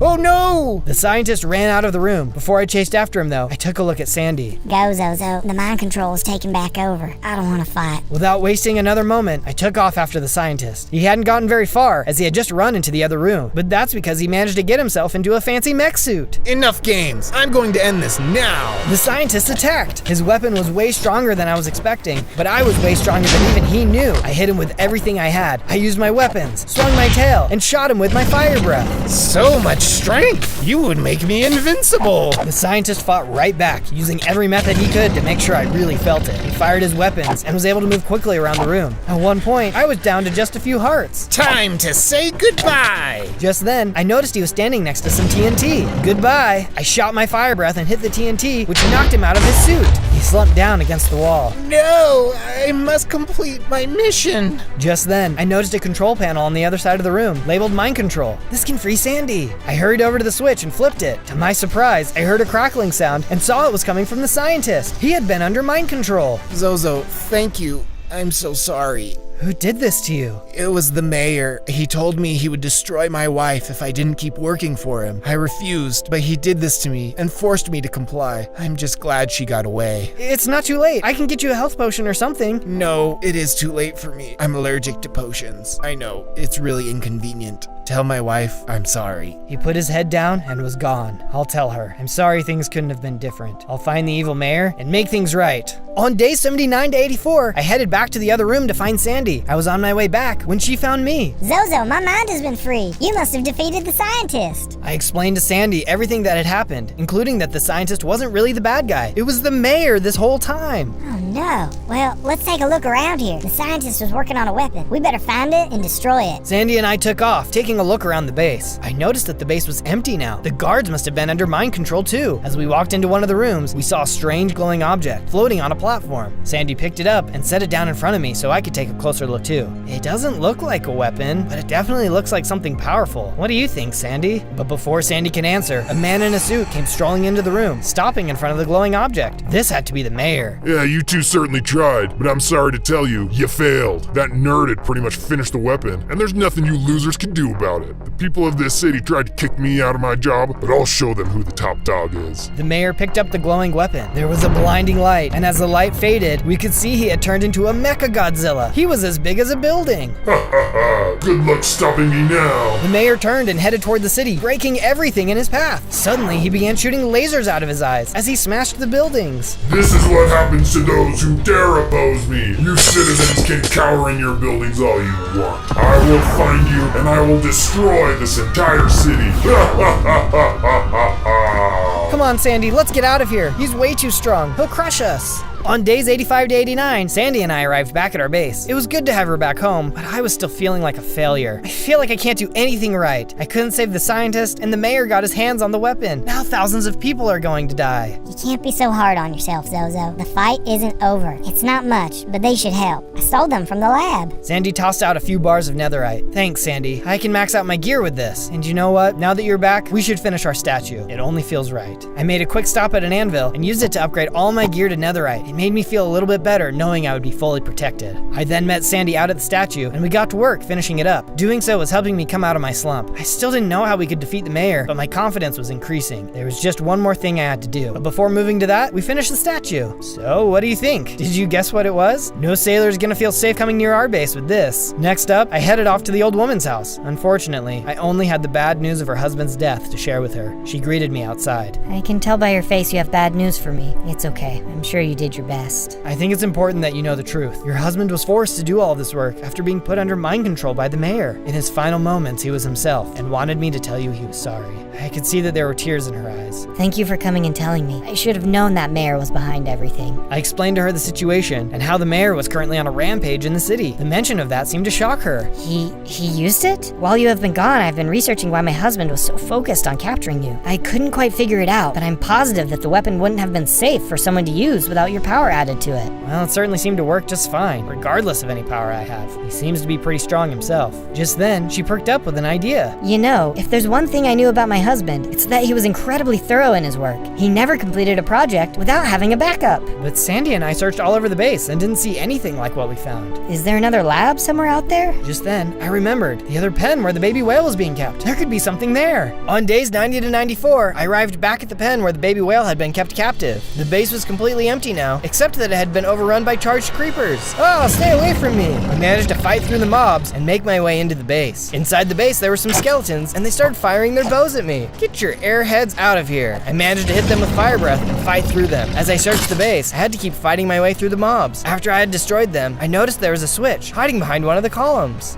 What does this do? I flipped the switch, and a secret door opened up. I got closer to see what was hanging on the wall. There it is, a backup of the weapon. I stepped forward and picked it up, taking special care not to activate it. I better hurry and get this back to my base. On days 95 to 96, I returned back to my base and met up with Sandy. Sandy, I found the backup of the weapon. What do you think we should do with it? Oh wow, nice work. I think it's clear, don't you? I agree. You should take it. You'll be the biggest squirrel the world has ever seen. Well, I'm sure everyone would want to see that. You know it has to be you. Everything you have done has led you to this moment. You were made to save the city. Well, I can certainly try my best. I wish we knew more about this, though. So many animals had to die for this to be made. And so many more animals and people will die if the mayor isn't stopped. They'd want their sacrifice to be for someone who would save others, not hurt them. I nodded. Sandy always knew just what to say. And here, I managed to catch something that will help you. Sandy tossed out several enchanted books. These will be perfect. Thanks, Sandy. I grabbed the books and headed over to the anvil. By using all of the books, I was able to give my weapons and armor some impressive upgrades. I couldn't have been more powered up. It's time to end this. On days 97 to 98, Sandy and I swam back up to the shore near our base. This is it, the final battle. If I don't win here, that's it for me. If you've been enjoying the journey so far, let me know by giving me a like and a sub. I promise to always fight my hardest to win. With that said, Sandy and I headed in the direction of the city. The mayor wasn't going to see this coming. On day 99, we ran up to the outskirts of the city. In the distance, we could see the mayor standing amongst the buildings. So much destruction. I can see now that the mayor has lost control of his own mind. Seeing him like that scared me. Is that going to happen to me too? Do you remember what happened when you were fighting the scientist? The power of our friendship pulled me out of the mind control. This is the same tech. I won't let anything happen to you. I trust you, Sandy. Let's finish what we started. I moved into the city and got as close as I could get to the mayor without putting myself in danger. Hey, mayor! Why don't you pick on someone your own size? The mayor turned to look at me. I pulled out the secret weapon and activated it. There was a flash of light and I started to grow. It felt strange, but I could feel the power coursing through me. I couldn't help but feel like this was part of my destiny all along. How is this possible? That scientist, he betrayed me. I waited for the madness to take over, but nothing happened. Just then, it clicked. The scientist needed my power to stabilize the mind of the weapon's user, but since I was the user, all it did was power me up. Your reign of terror is over. The people of this city deserve better. The mayor and I charged at each other, exchanging blows. The mayor was strong, but with my new power, I had never felt better. You think this makes you special? You can't save anyone. You could couldn't save the scientist, let alone an entire city. His words hurt, but I knew the scientist would have wanted me to stop this mayor. If not for you, no one would have needed to be saved. No one would have ever gotten hurt. The scientist saw you for who you really were, a fraud. This made the mayor even more mad, and he unleashed a flurry of attacks, which nearly took down all of my health. I had to finish this. I took one big final breath and unleashed the most powerful fire blast I had ever created. No! The mayor crumbled to the ground and disappeared. I rushed back over to Sandy. Zozo, you did it. Let's go home. On day 100, we returned back to the base. I was too big to fit in the base, but Sandy said she was going to keep living there anyway. I had gotten used to living in the water, so I swam back down into the sea. If the people of the city ever needed me again, they'd know just where to find me. On day 1, I spawned in by the remains of a crashed ship as the imposter from Among Us. Wow, it'll be hard to tell me apart from a crew member, even though I'm just a baby imposter. It's a good thing I survived the crash, but I couldn't stay relaxed for long. A soul vulture walked up to me, and it looked hungry. Guess I'm about to find out if imposters have souls. The soul vulture looked like it was about to attack me, but it was suddenly hit with an energy blast and exploded. I turned to see who fired the blast and saw a red Mungus captain walking towards me. Oh, thank goodness, you saved my life, Captain. Enough blubbering, recruit. We lost enough good men when we crashed onto this planet. Do you know what happened to the imposter? He knew about me. I needed to stay in character, and that meant I needed to trick him. The imposter? I bet it was destroyed when the ship crashed. Unlikely. The imposter is too crafty for that. Listen, we have 100 days of supplies. In that time, we need to rebuild the ship, destroy the imposter, and get out of here. Now make yourself useful and go find the other crew members. Sir, yes, sir. As I walked away, I thought about how crafty and tough the Red Captain seemed. If I couldn't outsmart him in the next 100 days, I'd be toast. On day 2, I left the Red Captain to his own devices and ventured out to search for a solution to my problems. I've only got 10 hearts. Something as dangerous as the Red Captain and his Mungus crew would eat me alive the way I am right now. Speaking of eating me alive, while I was walking along, I was approached by a group of vicious tarantula hawks. This planet has some really dangerous animals. Without any weapons or abilities, there was no way I could fight off against these monster bugs and survive. I ran off as fast as I could until I'd lost them. As I was regaining my strength, I saw another Mungus crew member approaching. This one was Blue. Are you a friendly? Yes, Red Captain sent me out on a recon mission. With that, the Blue crew member seemed to relax and approach. Good. You can't be too careful these days. It's possible that the imposter survived the crash. I'm Corporal Blue. Who are you? I'm Zozo. Awaiting further orders, sir. Then follow me. Another survivor set up an encampment near here. He outranks us, so we should go see him. Sir, yes, sir. Lead the way. Corporal Blue started walking, and I followed him, relieved that he bought my story. On day 3, I followed Corporal Blue over to the encampment he told me about. A tough-looking orange Mungus was waiting for us next to the fire. This another survivor, Corporal? Sir, yes, sir. Well, he's not much to look at, but after the crash, I suppose we have to take what we can get. I dispatched people across the surface of this planet to search for more. I'm Sergeant Orange. What do they call you? I'm Zozo, sir. Basic recruit. I'm not very strong yet, but I'll always do my best. Heartwarming. You need to get yourself some weapons and set up another encampment. Stat! There's safety in numbers. We need to root out and destroy the imposter as soon as we can. But Sergeant, if you don't mind me asking, why does this imposter even want to hurt us? That's classified, son. Just follow your orders and start building the base and equipment. We have 97 days to get off this mudball of a planet, and we have no time to waste. With that, Corporal Blue and I headed off to work on Sergeant Orange's demands. They were still none the wiser that I was the imposter among them. From day 4 to day 5, Corporal Blue and I found a nice place to start working on our base. First and foremost, recruit, we're gonna need a crafting bench and a wooden pickaxe. Start busting down some trees. I'll get right on it, sir. After some lumberjacking, I built myself a crafting bench and a wooden pickaxe. Then I mined into the ground and collected enough stone to build myself a stone pickaxe and stone sword. Good work, soldier. Now start building that base. Using the rest of the wood and stone, I started building a base. It was basic at first, with 2 separate rooms for the Corporal Blue and I. This is looking good, recruit. But we don't have time to rest. Some hostile creatures are approaching. Go stop them. Sir, yes, sir. I ran off and intercepted some tarantula hawks, and this time I had a stone sword to fight them off. It didn't take long to defeat them, and that gave me the XP to upgrade. I now had 30 hearts, and I also unlocked an energy blast cannon. This is gonna come in handy later.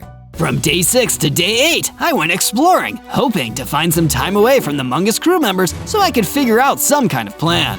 To be the true imposter, I need to outsmart and defeat all the crew members. I'm not strong enough yet, and I need to gain their trust. But while wandering along, I happened upon a green mungus being chased by some bubble parasites. Maybe if I helped him, they'd trust me more. Don't worry, fellow crew member, I'm coming to help you.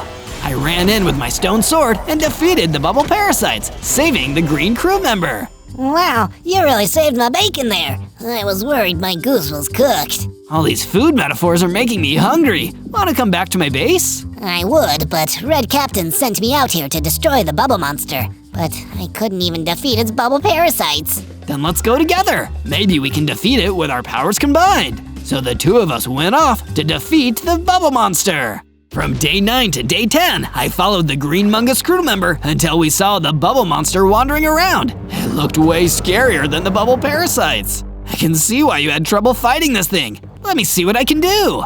I ran in and fired an energy blast against the bubble monster, but that only seemed to make it angry. It ran towards me, and considering how strong it was, I knew that all I could do was run away. I met back up with the green crew member. You're right, that bubble monster is way too tough to take on now. Let's head back to my base. We'll pool our resources and take this monster on later.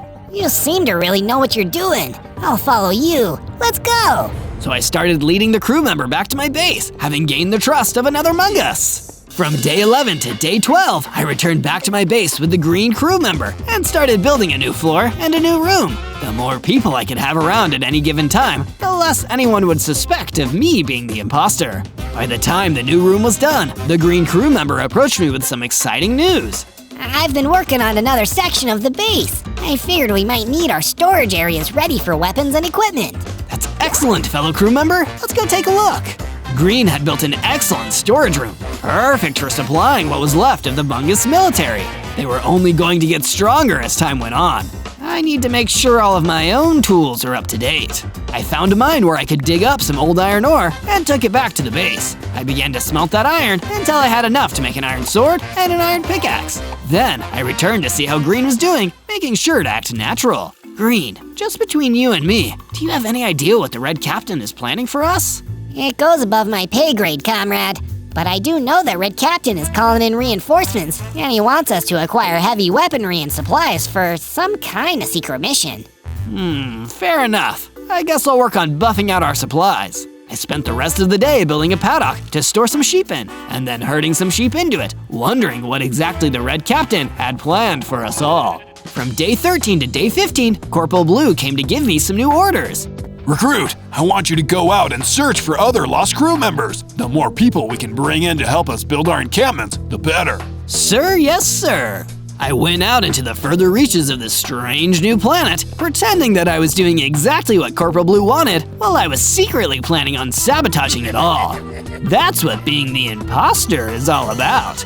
And while I was out searching, I ran into a pair of munguses. Hey, you're on our side, right? Yeah, but nobody seems to tell me what the mission is. Do you know?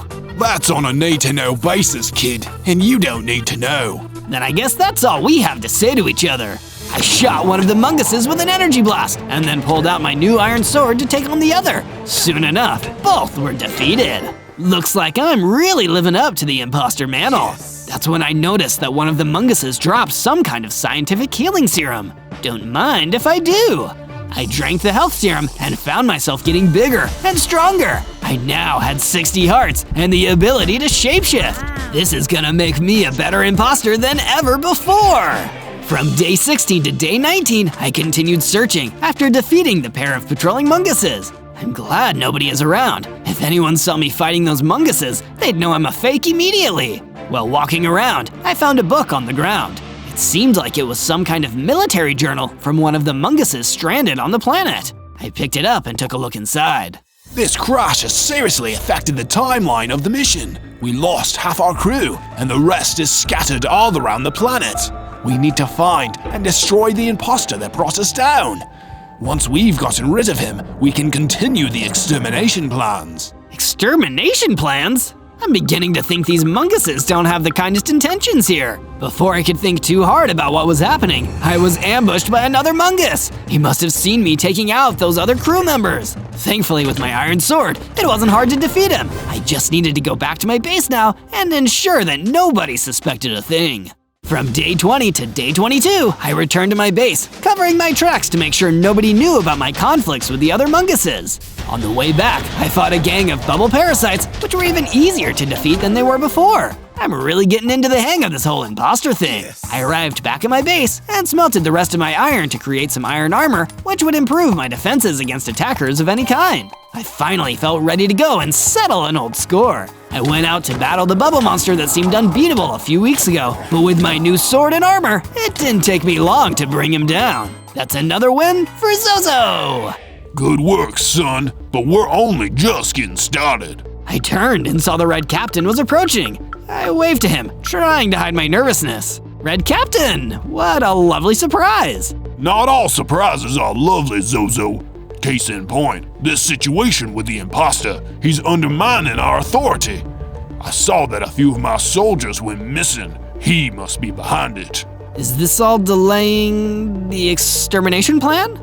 Because I like you, I'm not gonna ask how you know about that. But tread carefully, Zozo. You never know when something dangerous is just around the corner. From day 23 to day 26, I returned to my base to deliver the good news to the Green Mungus recruit. I did it! I finally beat the bubble monster. That's great! I knew you could do it! Thank you for having faith in me. Of course! Your strength is my strength, comrade! With that, I left the base and wandered for a bit to clear my head. I wanted to tell him the truth, but I couldn't. I had to keep the fact that I was an imposter to myself until I could figure out what to do about the extermination plan. I found a book containing the fire aspect enchantment that would really boost my sword power. This is amazing! I can use this to enchant my sword and give it the ability to set targets on fire. I rushed back to my base and used the book to enchant my sword, and some of my remaining iron to fix it up. When I was finished, the Green Mungus came over to talk to me again. Zozo, while you were out, I built an additional paddock to contain any more sheep or other livestock you might find. I hope this proves useful. That's great! You work really fast. I'm impressed. Looking at the awesome upgrades to the paddock that the green recruit had made, part of me just hoped he wasn't in on whatever evil plan was afoot. From day 27 to day 31, I went back out to explore the Red Rock Highlands. While I was looking around, I was approached by a group of munguses. Uh-oh, I hope they're not onto me. Hey, you're the guy who got rid of the bubble monster, right? Yeah, I am. I was pretty relieved that was their question. If you're that good of a fighter, we definitely want to stick with you. Have a safe place that we can hang out? Sure thing. You can stay at my base for as long as you want. I sent the munguses back to my base and continued exploring. I gathered some sand to make some glass in the furnace, then headed back to my base to use it. I used the glass to add some new windows to the base so I would be able to see outside whenever I was hanging out inside. As I finished adding the windows, the Blue Mungus Corporal approached me. Recruit, our sergeant needs our assistance. He is currently under attack, and we need to get there and help out immediately. Sir, yes, sir. From day 32 to day 35, I followed the Blue Mungus Corporal to where the Orange Mungus Sergeant was being attacked. I saw a group of tarantula hawks fighting with the sergeant, and I sprang into action. I used my newly enchanted sword to attack the tarantula hawks with fire, but there were so many of them. While I was focused on fighting one group of them, another group managed to take down the sergeant before I could save him. No! The Mungus Corporal rushed over, but it was too late to do anything to help the sergeant. He was gone. I'm so sorry about the sergeant, sir. As am I, but sadly, that is what happens on the battlefield sometimes. We must press on. It's still sad, though. You're a curious man, recruit. Sometimes I'd swear you don't act like a mungus at all. I started to get a little nervous when he said that. It's refreshing. Thank you. No time to stand here talking. We'd better get moving. From day 36 to day 39, I went back to the meadow. Before I had a chance to explore very much, a Green Mungus recruit came running up to me. Zozo, help! The Red Captain sent me to clear this area of hostile forces, but I'm not strong enough to beat this Ender Creeper. If I get too close, I'm scared it'll blow up and take me with it. Could you come fight it with me? Sure thing, let's go! The Green Mungus and I sprinted over to the area where the Ender Creeper was still, well, creeping around. Taste the energy blast, you creepy creeper! I shot an energy blast at the Ender Creeper. Then I attacked with my enchanted sword and burnt him up.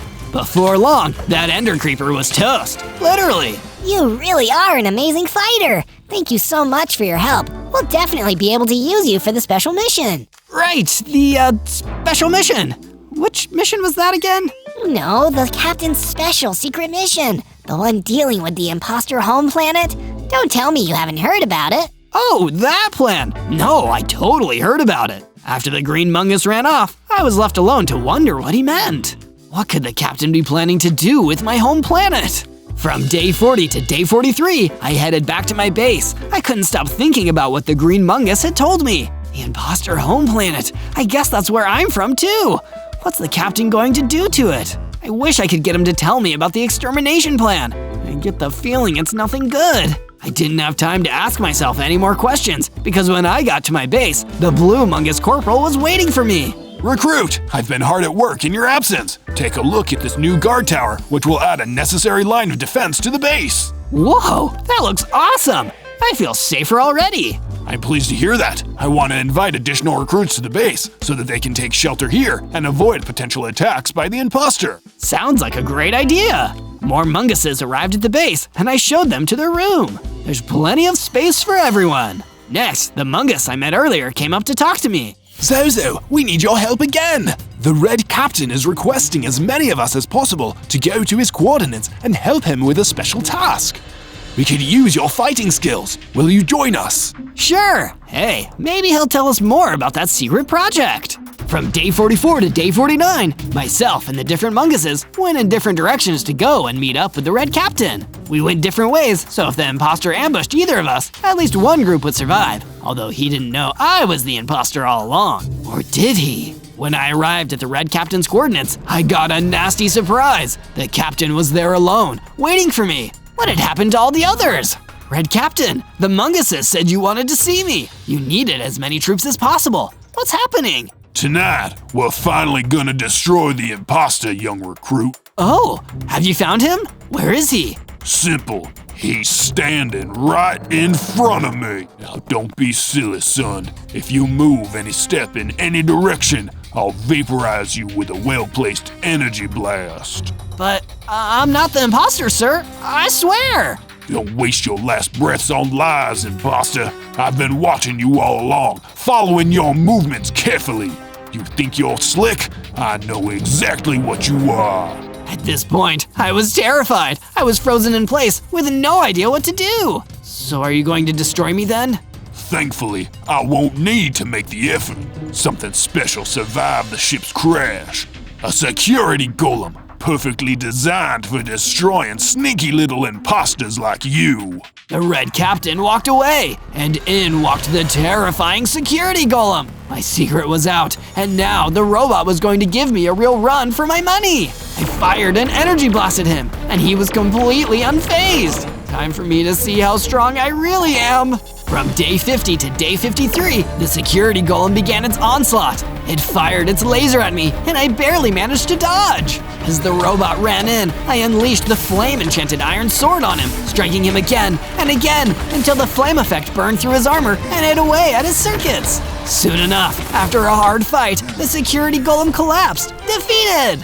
When it disappeared, it dropped 3 things: a tricked-out crossbow, arrows, and a data log. A data log that just happened to contain the true details of the Red Captain's extermination plan. We've been at war with those pesky imposters for decades now, but this time, we're gonna deal with them once and for all. If we can send a big enough mungus army, with enough heavy artillery at their disposal, we can wipe out the entire imposter planet once and for all, and end this pesky, expensive war. I was horrified by what I saw. So the extermination plan was to exterminate my entire home planet? That's awful. I need to put a stop to this myself. But after the Red Captain uncovered my secret, I had no idea who was still on my side. I guess I just need to find out. From day 54 to day 57, I started heading back to my base. On the way there, I ran into a gang of munguses loyal to the Red Captain. Well, well, well, if it isn't the imposter. I always knew that you were a little sus. He told us to wait here in case you survived the security droid. The Red Captain always thinks of everything. Yeah, including trying to exterminate all of my people. That must be why I was sent to sabotage your mission. You were going to do something pure evil. There is no evil in war, Zozo. Only winners and losers, and the winners get to decide who was right all along. But I wasn't going to listen to these munguses excuse their evil boss's actions. I pulled out my new crossbow and expertly sent a bolt at each of them. They dropped a strength potion, which I grabbed and added to my inventory. You never know when you'll need this. I returned to my base and immediately ran up to the Corporal Blue. I had no idea if the Red Captain had already told him the truth, but there was only one way to find out. Zozo, you look exhausted. Is everything okay? Perfect. He didn't know. I could still spin this. Corporal Blue, I found out some terrible news. Red Captain was the imposter all along. He was infiltrated before we even got into the spaceship. He's been planning against us all along. That's diabolical, but also the perfect cover. Who would ever suspect the captain? It's just you and me now, Zozo. We only have each other. At least now I knew I still had Corporal Blue on my side. But for how long? From day 58 to day 62, relieved that Corporal Blue hadn't caught on to the truth about me yet, I continued working on my base. I introduced more sheep to my paddock just to make sure we'd always have more than we needed. But wool wasn't the only thing I wanted to get my hands on. I returned again to the underground mine, going down deeper than I ever have before. After breaking through stone for hours on end, I was finally able to collect plenty of diamonds. These are exactly what I need to make myself stronger, offensively and defensively. The Red Captain would probably appreciate that if he didn't hate my guts. I went back to my base and created a full set of diamond armor, a diamond pickaxe, and a diamond sword. This is more like it! Now that I was fully armed and armored, Corporal Blue approached me yet again, this time with some interesting news. Zozo, come over here. I've created a valuable new base addition. It's a planning room where we can discuss our next moves against the imposter in private. I went over and took a look at the new room. It was an amazing creation that clearly came from extensive military experience. I can't even imagine a better place to plan, sir. Good, because we're going to need to do a lot of planning. If the imposter has truly taken the role of the Red Captain, we're both in grave danger. From day 63 to day 66, I met with Corporal Blue in the planning room so that we could come up with our next step. If my intelligence is correct, I believe there may be some important information about the imposter, or rather, the Red Captain, in a nearby area. I need you to be my eyes and ears, Zozo. Will you go inspect the area? You got it, sir. I'll head there right now. I traveled to the fungal patch immediately, and I found a grove full of huge mushrooms. Looks like there's a fungus among us. That's a pretty good joke, but I'm afraid the plight of my people is no laughing matter. I turned around and saw a mushroom lord standing there. I grabbed my sword just in case he decided to try and attack me. Have you come to invade our home, to kick me and my people out of the place we've lived for years? No, I don't want to kick anyone out of anywhere. I'm trying to stop the Red Captain from hurting anyone. If this is true, then you and I have something in common. You look like them, but you behave differently. Perhaps we could be friends, and you could aid me in defending my fellow mushroom people. Definitely. What can I do to help? There are enemy forces nearby attempting to drive us out of the area so they can set up a base here. Help me defeat them and protect my home. You got it. I'm Zozo, by the way. My name is Lord Chungus. From day 63 to day 70, I followed Lord Chungus to a nearby house where a bunch of munguses were attacking. Hey, come help us get rid of these mushrooms. No can do. They deserve to keep their home. They were here first. What are you, some kind of traitor? Get him! The munguses rushed at me, but I hit them with an energy blast. Then I attacked with my sword, and it wasn't too long before I had defeated all of them. I looked around just to make sure no munguses were watching me. Phew, the coast is clear. Everyone here should be safe now, Lord Chungus. Thank you for your help, Zozo. The mushroom people will tell your story for generations to come. That's really nice. Thanks. It's good to feel like I'm actually helping. I was starting to worry I might be the bad guy here. Not bad at all. You're a hero. From day 71 to day 74, I decided to keep exploring, and I wandered over towards my base. As I walked, I spotted a note on a tree. What's this say? It It says to make sure and subscribe to the channel if you want to see more adventures like this one. And don't forget to search Zozo to find more awesome Minecraft videos. Nice note. When I was close to home, I started looking around for useful materials. Before I could find anything, the Red Captain surprised me from behind. There you are, imposter. I knew I'd find you skulking around here somewhere. You may have survived the security droid, but that was just luck. This time, you won't be so lucky. I know what your plan is. You're trying to destroy the imposter home planet. That's terrible. People are just trying to live there, and they're not bothering anyone. False! They aren't bothering me, but bothering all of us. Their very existence is a threat, as is yours. But you won't trouble me for much longer. He attacked me, and I tried to attack back with my newly upgraded diamond sword, but it barely left a scratch on him. Uh-oh, he's still way too strong for me. I need to get out of here. I fired an energy blast to distract the Red Captain, and then I ran out of there as fast as I could. From day 75 to day 78, I ran all the way back to my base. I was scared that the Red Captain would follow me, but I managed to get back safe and sound. I was way too close for comfort. I can't believe I had to run off instead of fighting him. Such a disappointment to my people. I went to my room to be alone and think about what I could do to fight better next time. After a little while, Corporal Blue came in to see me. Recruit, I know you're feeling disappointed, but now is not the time to get lost in despair. Come, take a look at this. I added an armory to the base so we can store additional weapons and be prepared for anything. I followed him towards the new high-tech armory that he had built. Oh wow, this does look really awesome, and you building it means you really believe in me. Thank you, sir. Absolutely. Speaking of which, I also have this growth serum for you. Drink it and find the strength you require. Sir, yes sir. I drank the growth serum and felt myself getting stronger. My hearts increased to 100, and I also felt like I could take on the world with my newfound strength. This is just what I needed. From day 79 to day 84, I went back to the orchard to see if the Red Captain was there. With my new strength, I had a feeling I would do much better this time. But when I got there, he was nowhere to be found. There were some tarantula hawks lurking around though, and I tested out my new strength on them. They were so much easier to defeat this time around. I'm getting so much better at this. Awesome! A skulk scorpion saw me fight the tarantula hawks and came over to talk to me. Yo, that was pretty cool. You some kind of hero or something? I hope so. Sure seems like it. What's your name, hero? Zozo. I like your energy, Zozo. I've got this thing. I've been waiting for the right person to give it to. And I think that person might be you. Here, take these shark tooth arrows. Oh, thanks. I can use these with my crossbow. Nice. Get you on the flip side, Z-Man. From day 85 to day 89, I went back to my base to show Corporal Blue my new shark tooth arrow. But when I got there, I saw a bunch of munguses attacking the base. That'll show him. That's what happens to imposters. Yeah. Hey, stop that. Look, there he is. Let's get him. Not if I get you first. I attacked the munguses with my new and improved strength.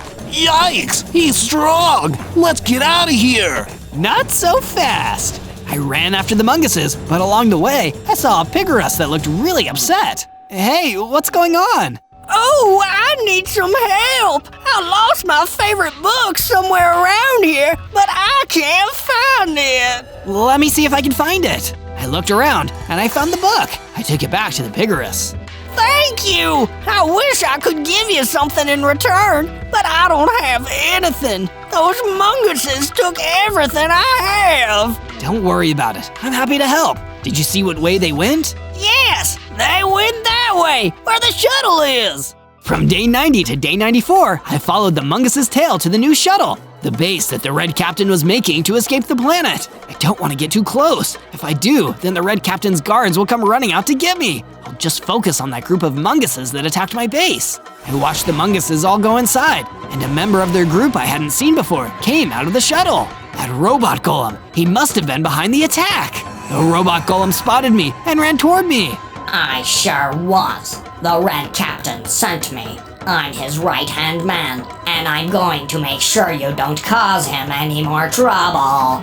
Prepare to be destroyed, Zozo. Uh-oh, guess it's time for a fight. I fired an energy blast to start, but it didn't have any effect at all. Next, I tried my sword, but he didn't seem to be hurt by that either. This guy's really tough. This is gonna be my hardest fight yet. I decided to drink my strength potion and push forwards. From day 95 to day 97, I continued my fight with the robot golem. He was really tough, the toughest enemy I'd fought so far. For a little while there, I thought I might be a goner. Oh no you don't, I have a planet to save. I thought about all the imposters that would be lost if I didn't save them, and I summoned the strength to defeat the robot golem. When I beat him, I noticed that he dropped a book on the ground. Hey, what's this? I picked it up. These look like the access codes. Wait a second, I bet these are the access codes to the Red Captain's base. With these, I can get inside and surprise him. That might help me win. But I wasn't ready to just run there all of a sudden. I need to get ready if I'm going to go into the captain's base. I'll only get one shot at this, so I'll need to be as strong and as prepared as possible. Back to the base!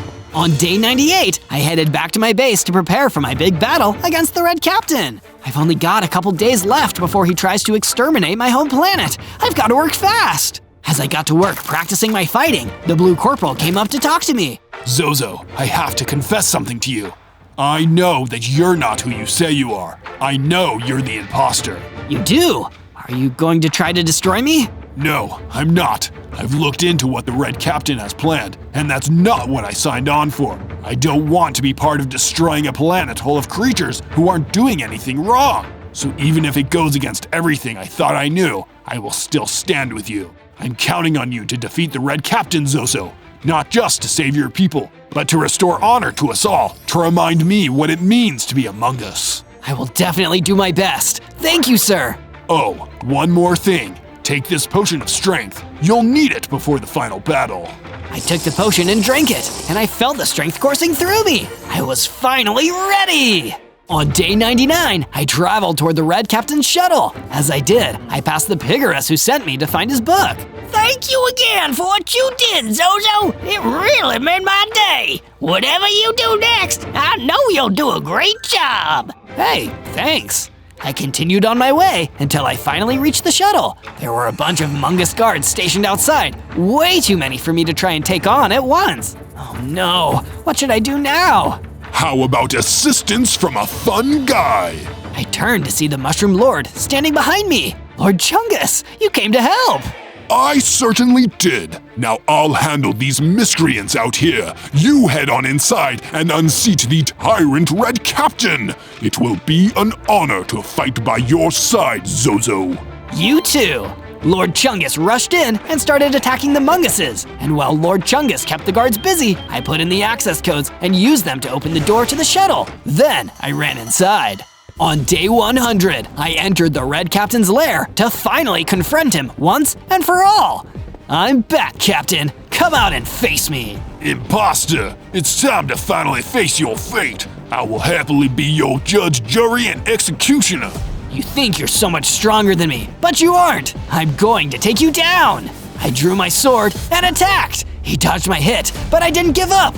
I got some distance between us and got out my crossbow and new shark-tooth arrows. I fired an arrow at the Red Captain and it hit. It's too late. I'm gonna exterminate your planet, and there's nothing you can do about it. Liar! I'm going to stop you! I fired another arrow and it hit, but he was still up. He came at me and attacked, but I dodged. If I don't destroy you, one of the others will. Everyone knows what you are now. And everyone knows which you are too, a villain! He came at me and hit me hard, but I didn't fall down. I kept going.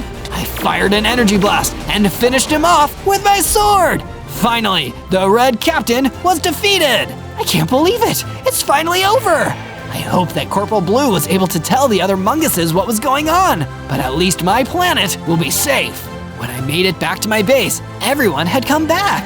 After they learned Red Captain's plan, they realized he wasn't someone that they wanted to follow. With him out of the way, imposters and Munguses could finally coexist in peace.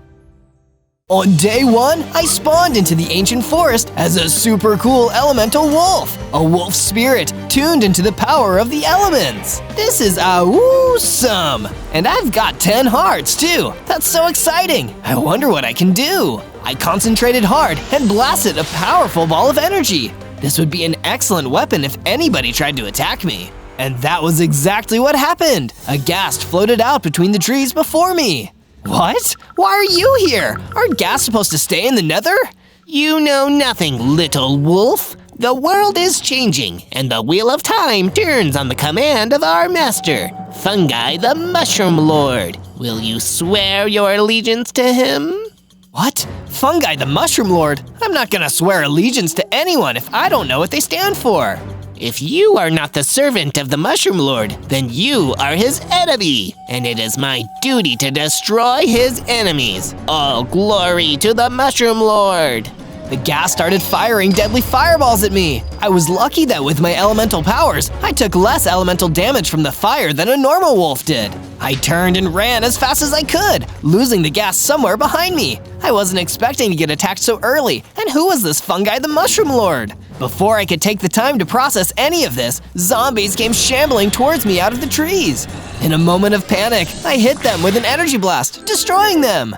Using my powers like this is exhausting. I need to find somewhere to sleep and figure all of this mess out. I found some shade beneath a tree and laid down to get some sleep. On day 2, I woke up from under the tree and went exploring the ancient forest. It seemed that this experience wouldn't be as awesome as I thought. I need to find out everything I can about this Mushroom Lord and why nightmarish nether creatures like the ghast are serving him. But first, seeing as how my powers exhaust me, I need some tools and some food.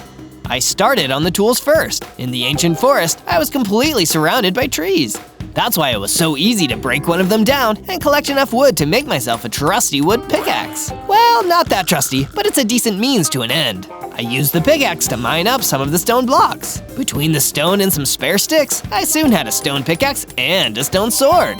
Not quite as defenseless now. That brings me some small comfort at least. I continued exploring the forest with my new tools until I happened upon an evoker standing in a clearing. I approached to ask him a few questions. Greetings, proud evoker. I'm Zozo, the elemental wolf. I have an important question to ask you, but first, an even more important question. Do you have any food? Of course, Zozo. Here, have some of this meat. It's what a growing wolf needs. The evoker gave me some meat, which I ate, seeing my hunger bar replenish.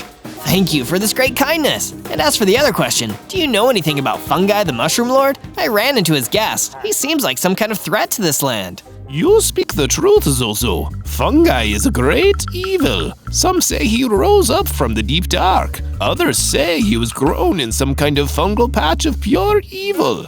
All we know for sure is that he controls mutants, monsters, and abominations across the world. And if he isn't stopped, the entire overworld will descend into corruption and filth. That sounds like a job for a certain elemental wolf. Rest assured, evoker, over the next 100 days, Fungi the Mushroom Lord will be defeated. On day 3, I knew that I needed to seek shelter. I couldn't hope to defeat the mushroom monster if I didn't have a place to rest and hone my abilities. As an elemental wolf, I have deep knowledge of the ancestral home of the elemental wolves in the ancient forest. Perhaps I could seek shelter there. But when I arrived at the ancestral home, I was devastated to find that it was already in ruins. It looked like nobody had really lived there in centuries. This must mean I'm the last and only elemental wolf. No matter, I have a duty and I still need to see it through. I'll rebuild the ancestral home myself. I crafted a stone axe and chopped down trees to gather raw materials, then set about painstakingly repairing the broken ancestral home until it was a brand new base of mine. For a brief period, I took a break to admire how the work was coming along when a huge, vicious giant came charging out of the woods. He must have been another one of the Mushroom Lord's monsters.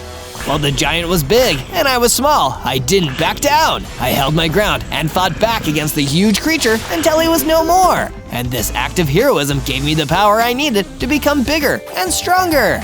I also rose up to 20 hearts and gained the elemental ability to breathe fire. Yes, this is more like it.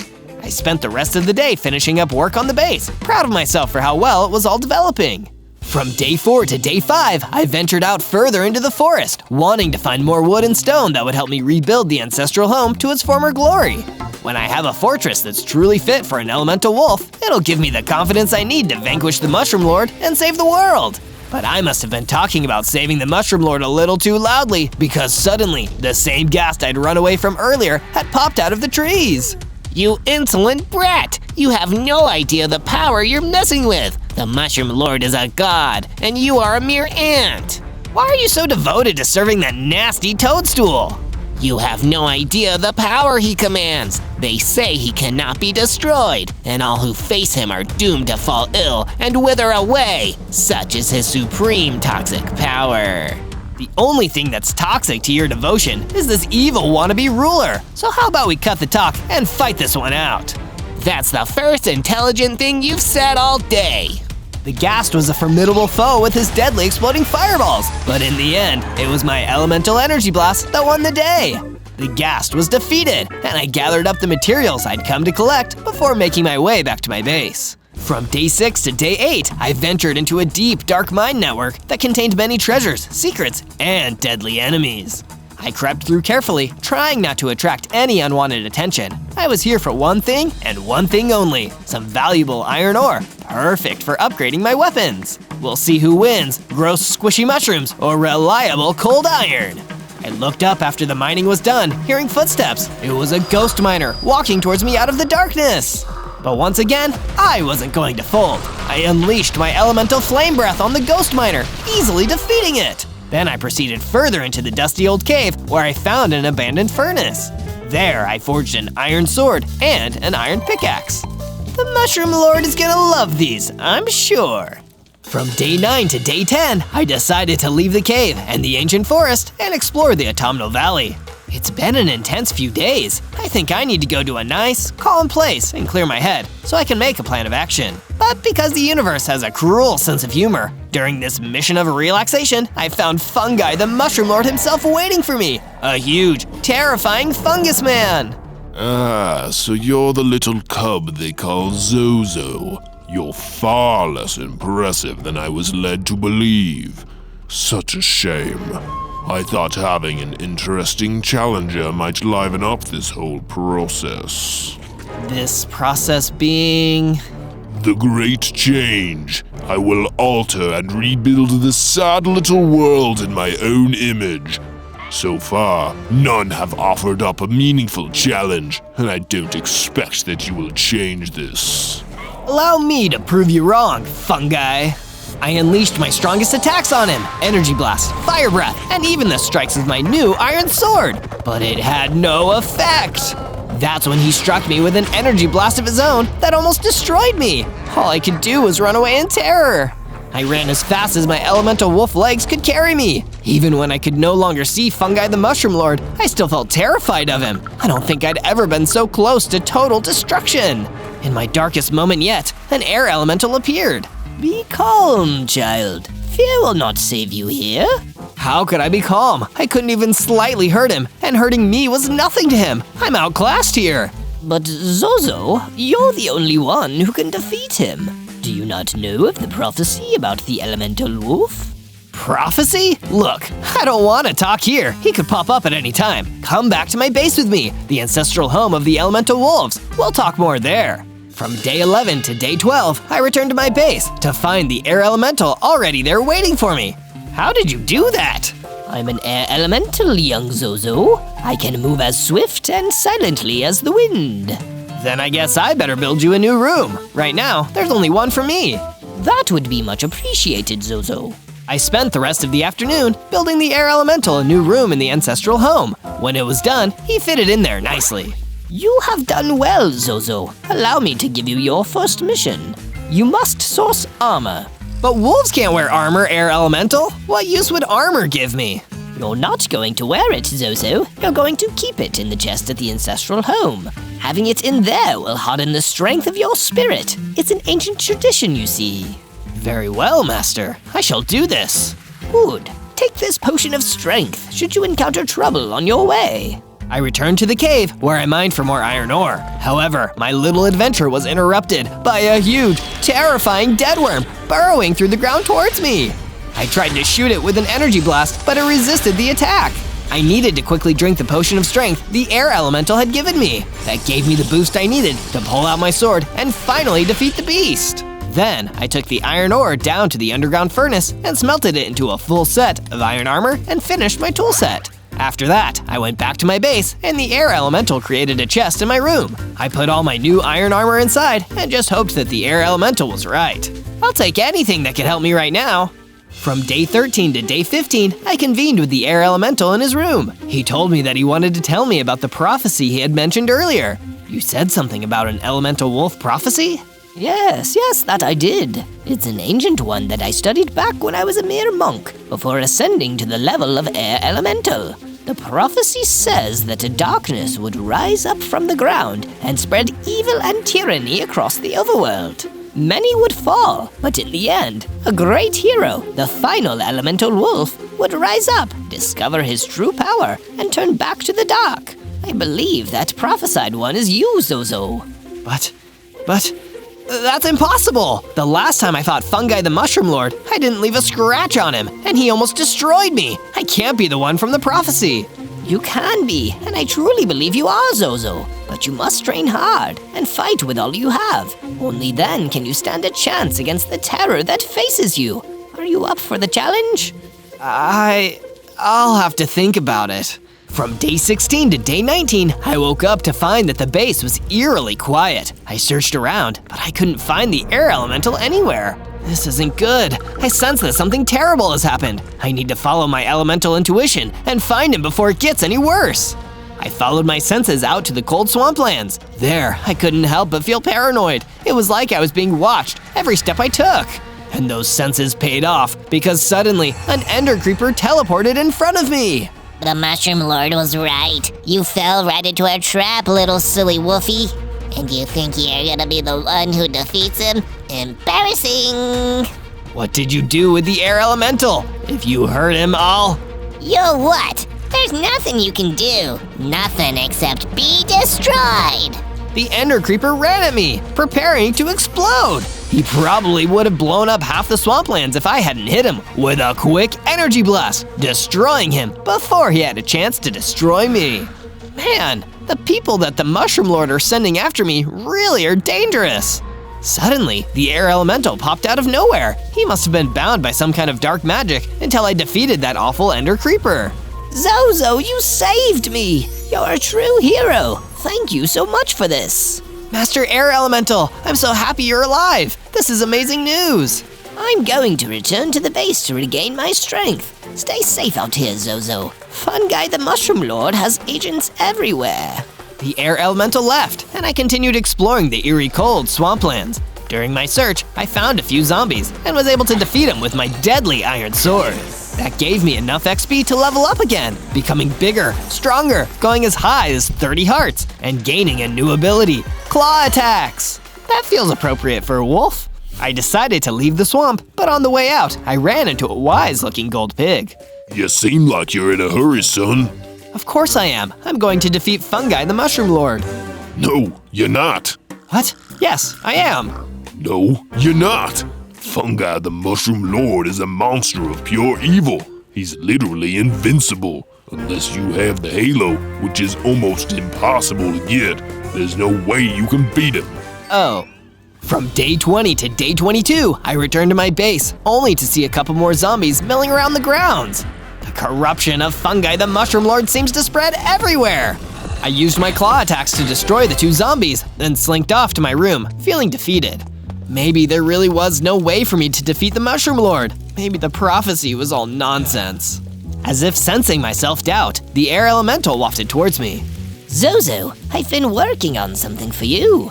I wanted to wait until it was done, but I think you need to see it now. It's a statue, a kind of monument, meant to inspire you and remind you of your inner strength. Perhaps you can help me finish it.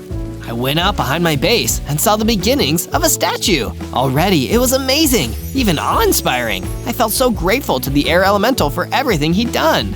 Can you guess what it is yet? If you can, tell me down in the comments. And while you're down there, remember to subscribe to Zozo and hit the bell to make sure you never miss one of our adventures. From day 23 to day 26, a swarm of gas floated towards my base, launching explosive fireballs, trying to damage the statue we'd been working on. Oh no! More of the Mushroom Lord's minions! Don't worry, I'll handle them!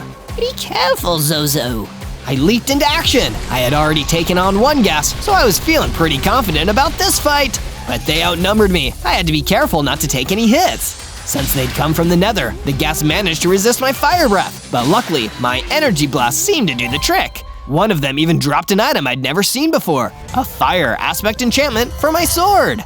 Wow, this is so cool. I'd better try it out. I ventured off to the Autumnal Valley to practice my new fire aspect sword on a horde of meandering zombies. Each hit of my new weapon made them burst into flames. Once the zombies were dispatched, a mysterious stranger approached me. Wow, that's a mighty impressive blade you've got there. Thanks. Who are you? Well, I'm a weaponsmith, see? I specialize in quality crafted swords, bows, you name it.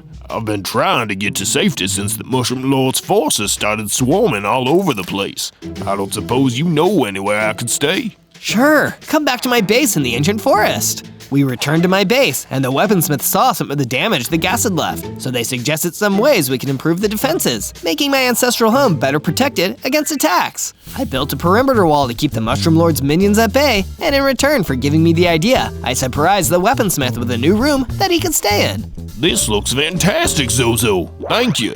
From day 27 to day 31, I decided to ask the weaponsmith if they knew anything about the Halo, the mystical item that could supposedly be used to defeat Fungi the Mushroom Lord once and for all. Oh, yes, sir. I've heard many legends of such a thing. Supposedly, an ancient and powerful being fell from the sky many centuries ago. It was the first being to wield a halo, and it used the power to create the overworld and fill it with life. Then, it created balance between all the elements, between light and dark, good and evil. But then the dark and evil it had created to balance out all the good tried to overthrow the mighty creature and steal the halo for their own dastardly means.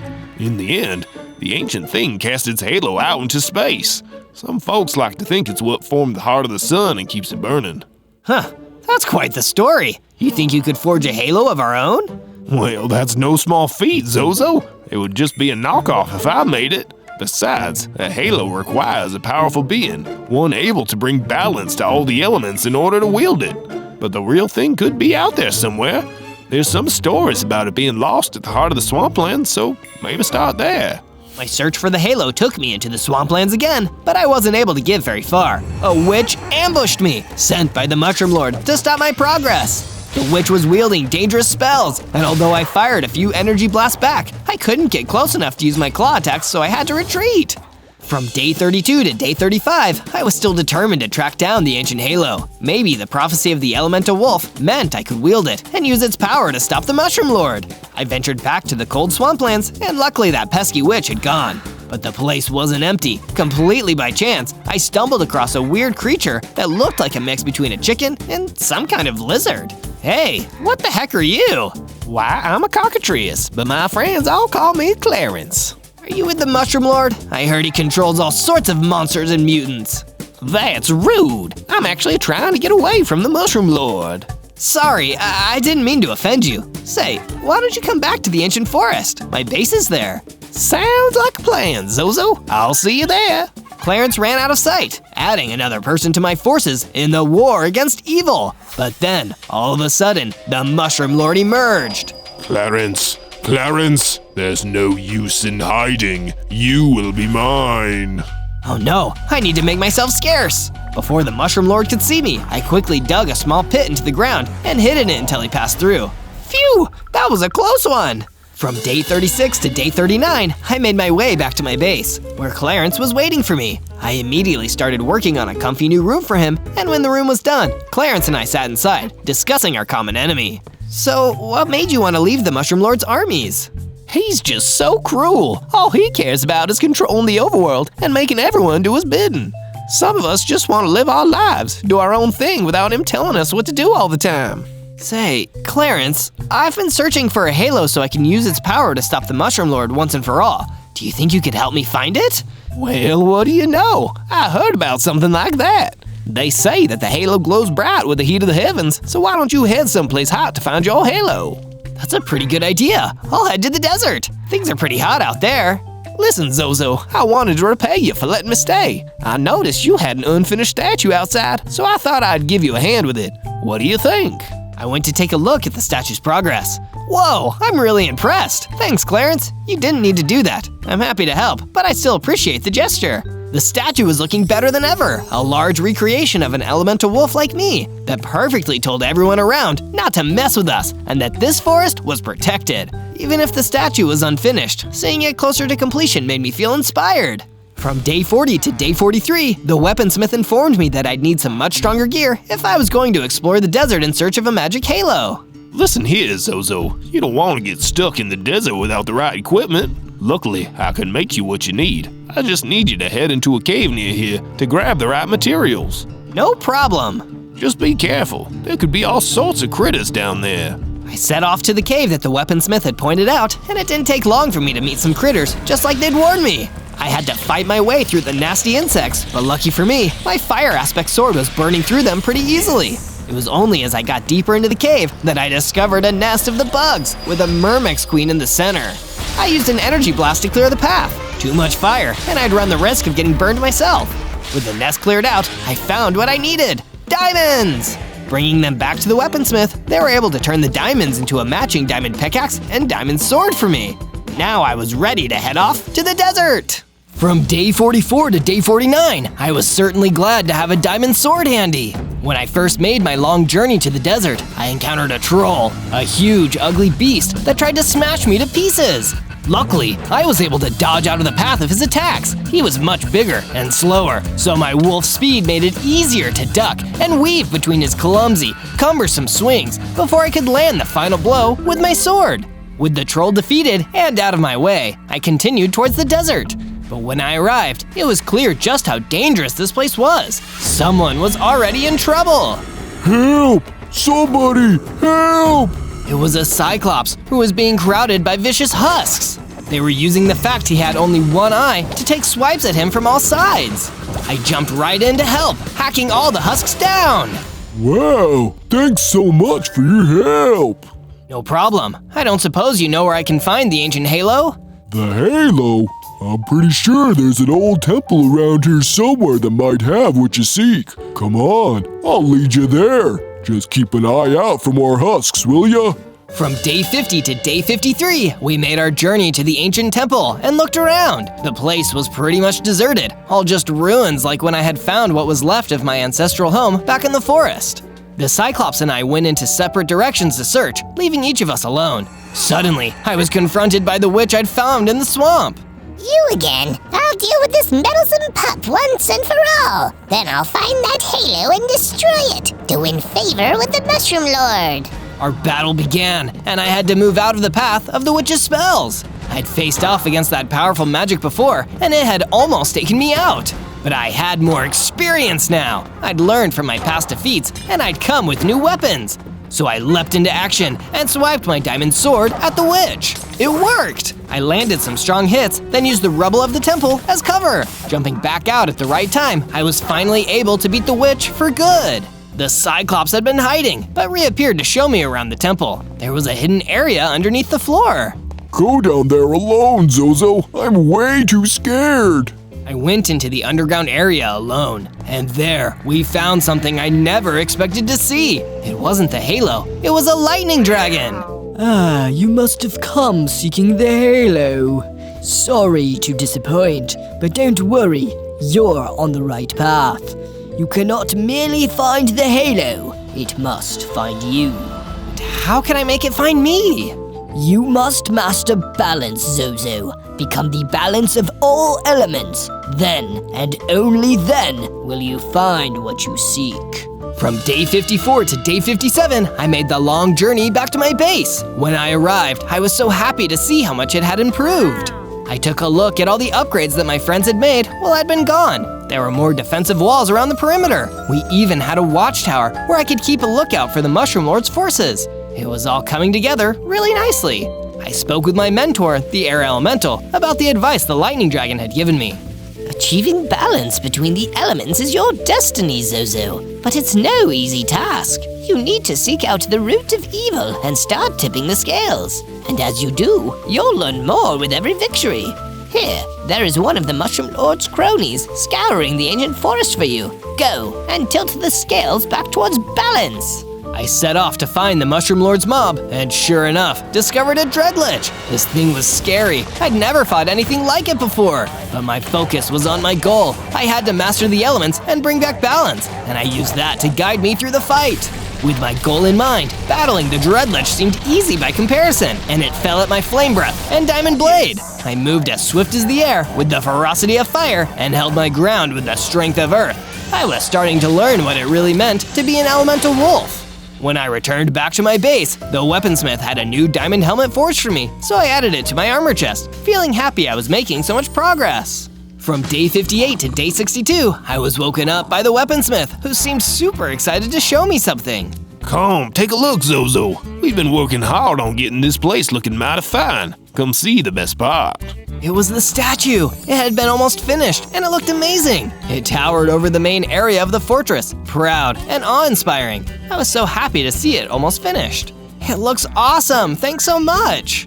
Suddenly, an explosive fireball rocked one of our walls. I ran outside to see the air elemental panicking. Zozo, ghasts are attacking. We need to fend them off. Remember what you've learned about balance. Yes, Master. You and all the others should hide in the buildings. I'll take them all on. With everyone else in safety, it was time for me to take on the ghast attackers. I hopped into the fray. This time, I tried to imagine water, how fluidly it moved, but also how strong and dangerous it could be. My elements had all the strength and speed of a flash flood, and it meant I was able to take down all of the ghasts in no time. But I wasn't fast enough to save one of my friends. A ghast had launched a fireball as it ran away, retreating to the Mushroom Lord, and the fireball had struck my trusty weaponsmith. From day 63 to day 66, I was still feeling sad at the loss of my friend, the weaponsmith. I had decided to venture back to the desert to seek more information from the lightning dragon. Although I was sad, I wanted to use the halo to stop the evil Mushroom Lord. I remembered my goal, balance. Not just balancing the elements, but also finding the right balance of my emotions too. I allowed myself to be sad for my friend, but also had to make sure I didn't let anger or hatred get the better of me. When I returned to the temple in the desert, the lightning dragon was nowhere to be found. That was strange, I thought, but then again, he had been cooped up underground for who knows how many centuries. Maybe he just needed to get out and do some sightseeing. But in his place was an old book. He must have left it behind. I opened it up to read, and it told the story of the halo in much more detail. And even better, there was a clue about where to look for it. I couldn't allow myself to get impatient. Learn how to master balance, and the halo would find me. That's what the dragon told me. Suddenly, I was attacked by the ghast, the one who had escaped. This was my chance to defeat it, but while I could have done so out of revenge for my fallen friend, the weaponsmith, instead, I remembered my lessons about balance and dealt with the last ghast. From day 67 to day 70, I headed into the heart of the ancient forest like the book had suggested. There was a sinister fortress waiting for me. It was the Mushroom Lord's hideout. It was no wonder his forces had been able to find my base so easily and so many times. His base wasn't far from mine. It had been under my nose the whole time. I tried to get closer to the fortress, but it was guarded on all sides by mutant zombies. Halt! By order of the Mushroom Lord.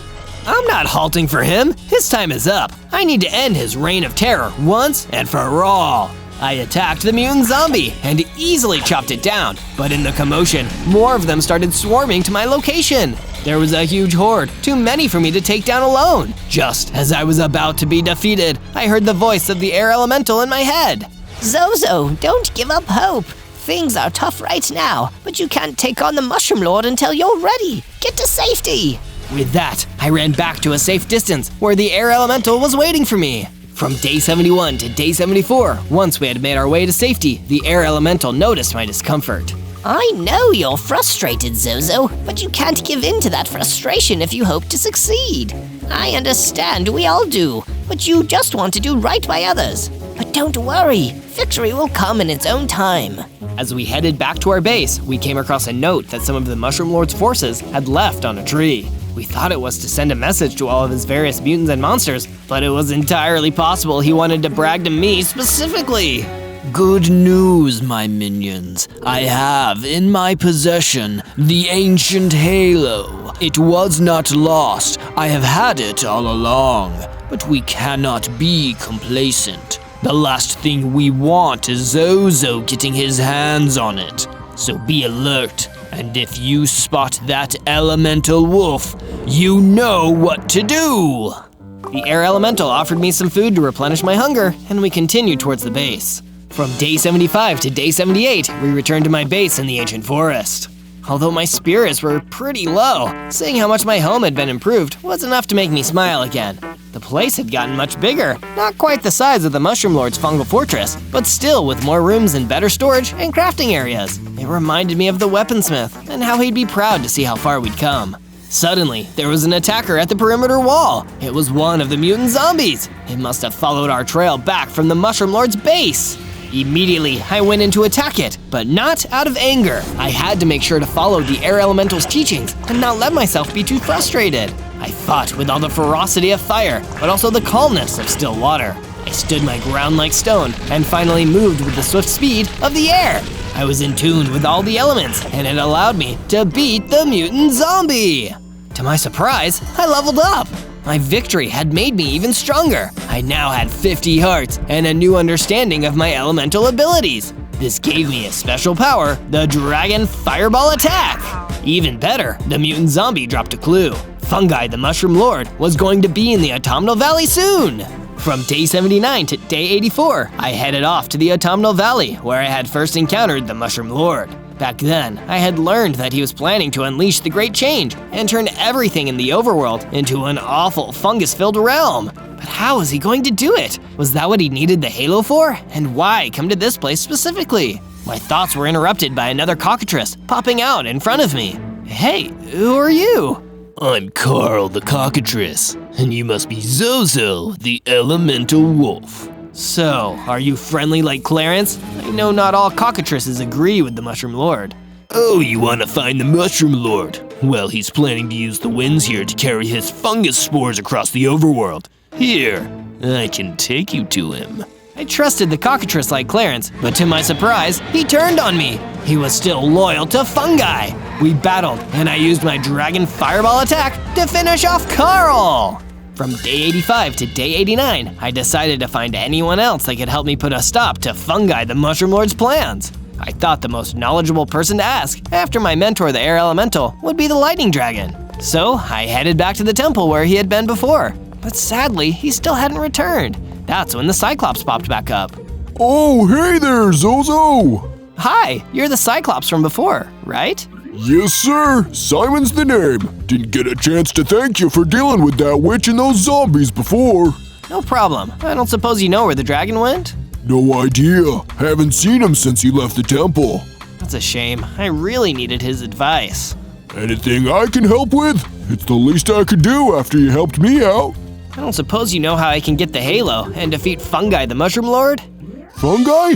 Well, the halo would help you for sure, but you mean you haven't tried netherite yet? Netherite?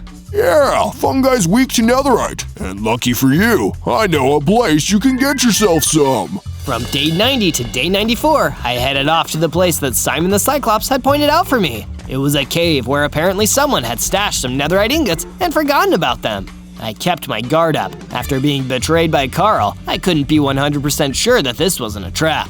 And at any rate, the last time I was in a cave, I had a whole nest of nasty myrmexes to clear out. But much to my pleasant surprise, I found the chest without any trouble, and sure enough, it was filled with netherite ingots. But I couldn't just hurl them at fungi and call it a day. No, I needed to craft them into something that could help me win the day. I thought back to my old friend the weaponsmith, and it gave me the perfect idea. I'd make a netherite sword.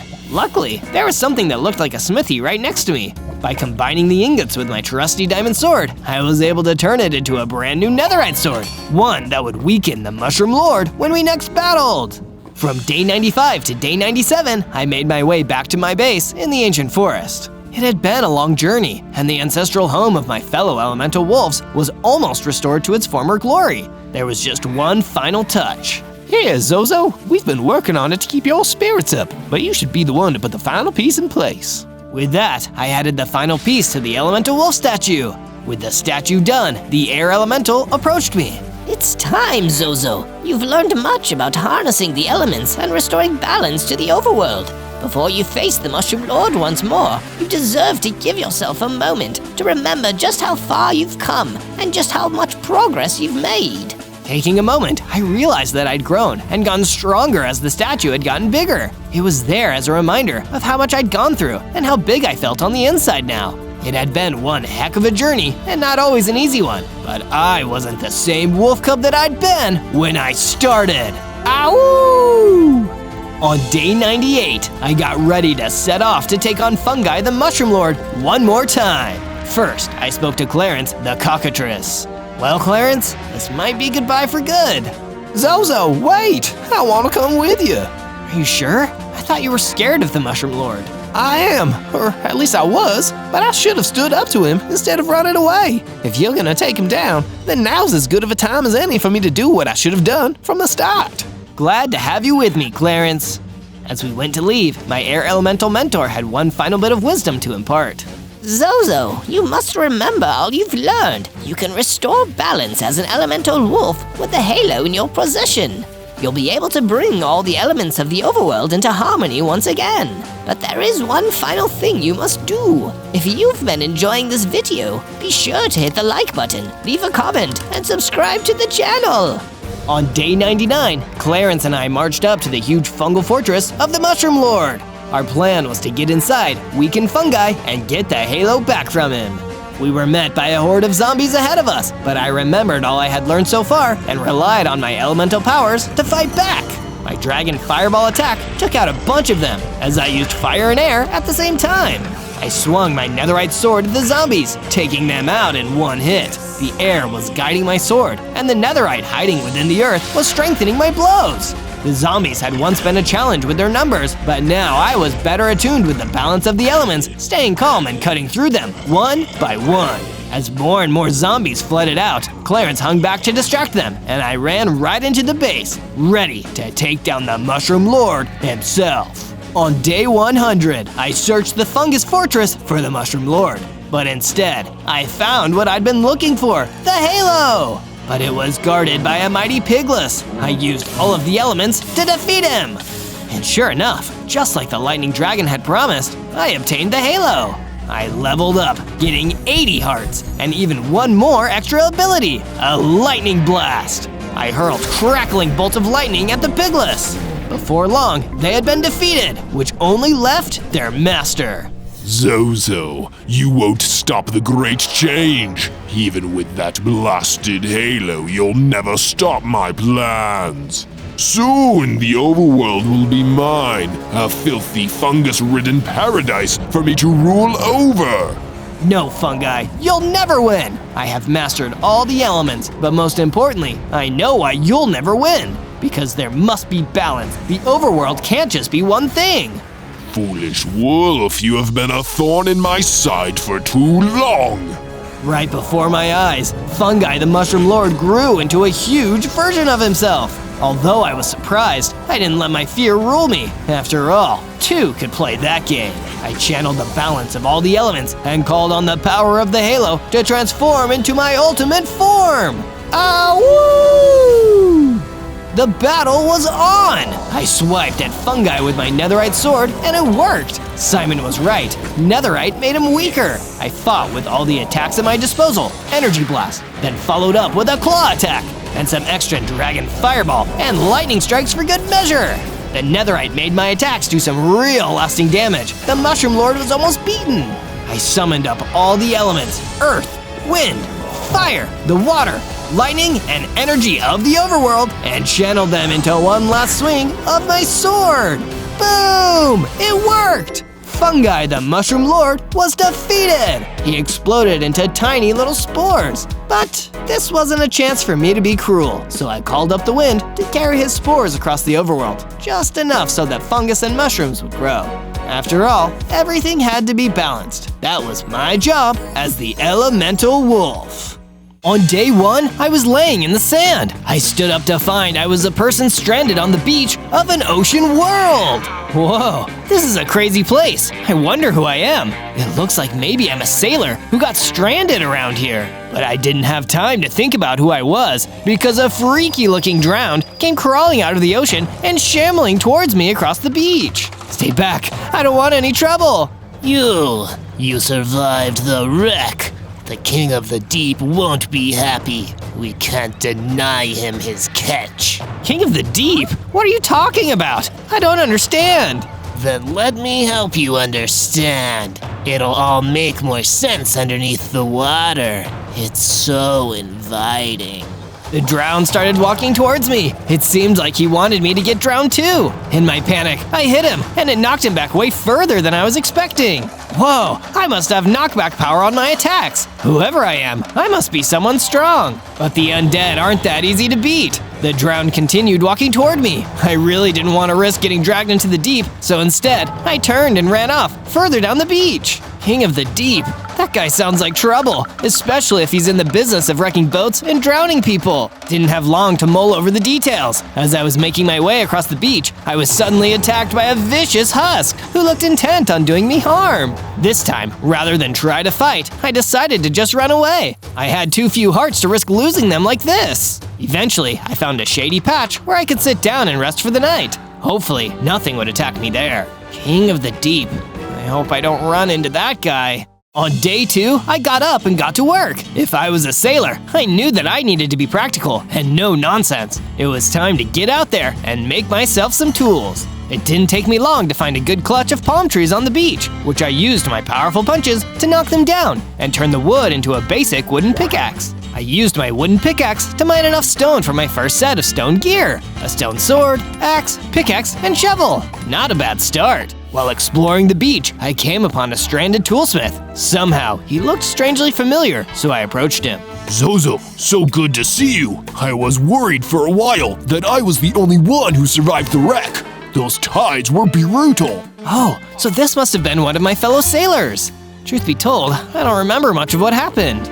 That's not surprising. I think I remember seeing you take a nasty bump to the head while we were all scrambling around. That's probably why your recollection is a bit fuzzy.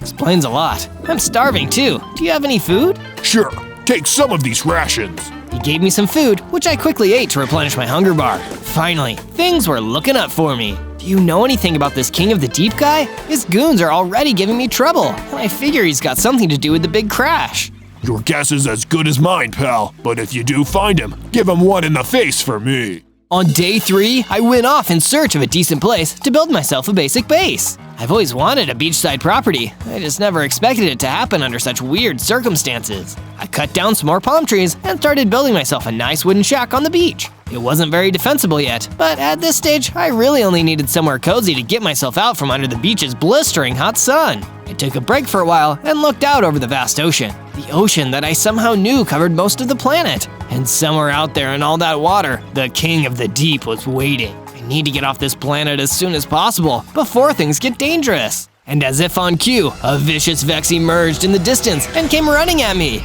In sheer panic, I pulled out my stone sword and fought for my life. By the time the fight was done, only I remained. The battle with the Vex gave me enough XP to level up and get bigger and stronger. With 15 hearts and a new enchantment, the Frostwalker, which lets me walk on water by freezing it under my feet. At least I can handle myself. That's a plus in this crazy ocean world. For the rest of the day, I worked on my beachside shack. At least one part of this new situation could be nice and relaxing. From day 4 to day 5, I continued gathering materials to expand my shack. There were thankfully a decent number of trees that I could cut down for wood. I'd just finished collecting a bunch of wood when suddenly I saw a hauntingly familiar sight. It was the drowned I'd seen early on, walking right towards me. Oh no, not you again! Do you fear the water, Zozo? If you do, then I'm sorry to say, you may be on the wrong planet. You don't have to tell me that! The king awaits your attendance, Zozo. You shouldn't be afraid. Things are much better down where it's wetter. I'll take you to him. The drowned advanced towards me, but this time I was going to finish it. I pulled out my stone sword and attacked the drowned relentlessly, each one of my strikes doing bonus knockback damage. Soon enough, the drowned was defeated and destroyed. King of the Deep wants an audience with me? He better come and talk to me himself. And with that, I returned to my base. From day 6 to day 8, I managed to find a rare above-water cave. It was exactly the kind of thing I needed to upgrade my gear, in case I ended up encountering any bigger threats. While down in the cave, I decided to construct a furnace. It seemed like a wiser choice than having it out there in the open. The deeper I went into the cave, the darker and colder it got. That's when I came across a vein of iron ore in the ground and mined it. I returned to the furnace straight after and started smelting. Soon enough, I had an iron sword and an iron pickaxe on my hands. I also made myself some iron boots and an anvil. Now I can enchant my boots with frostwalking. This is more like it. It feels good to finally be properly equipped. Couldn't have done it at a better time, because a zombified piglin immediately rampaged through the cave towards me.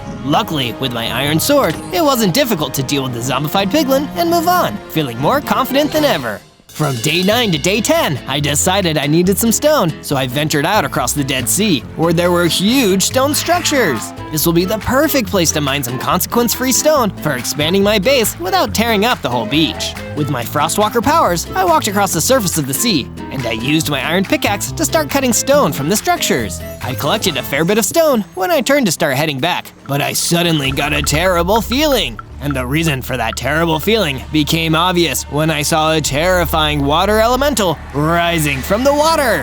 Oh no, I think I know who you are. Yes, I'm glad that you recognize my energy, dear Zozo, as I recognize yours.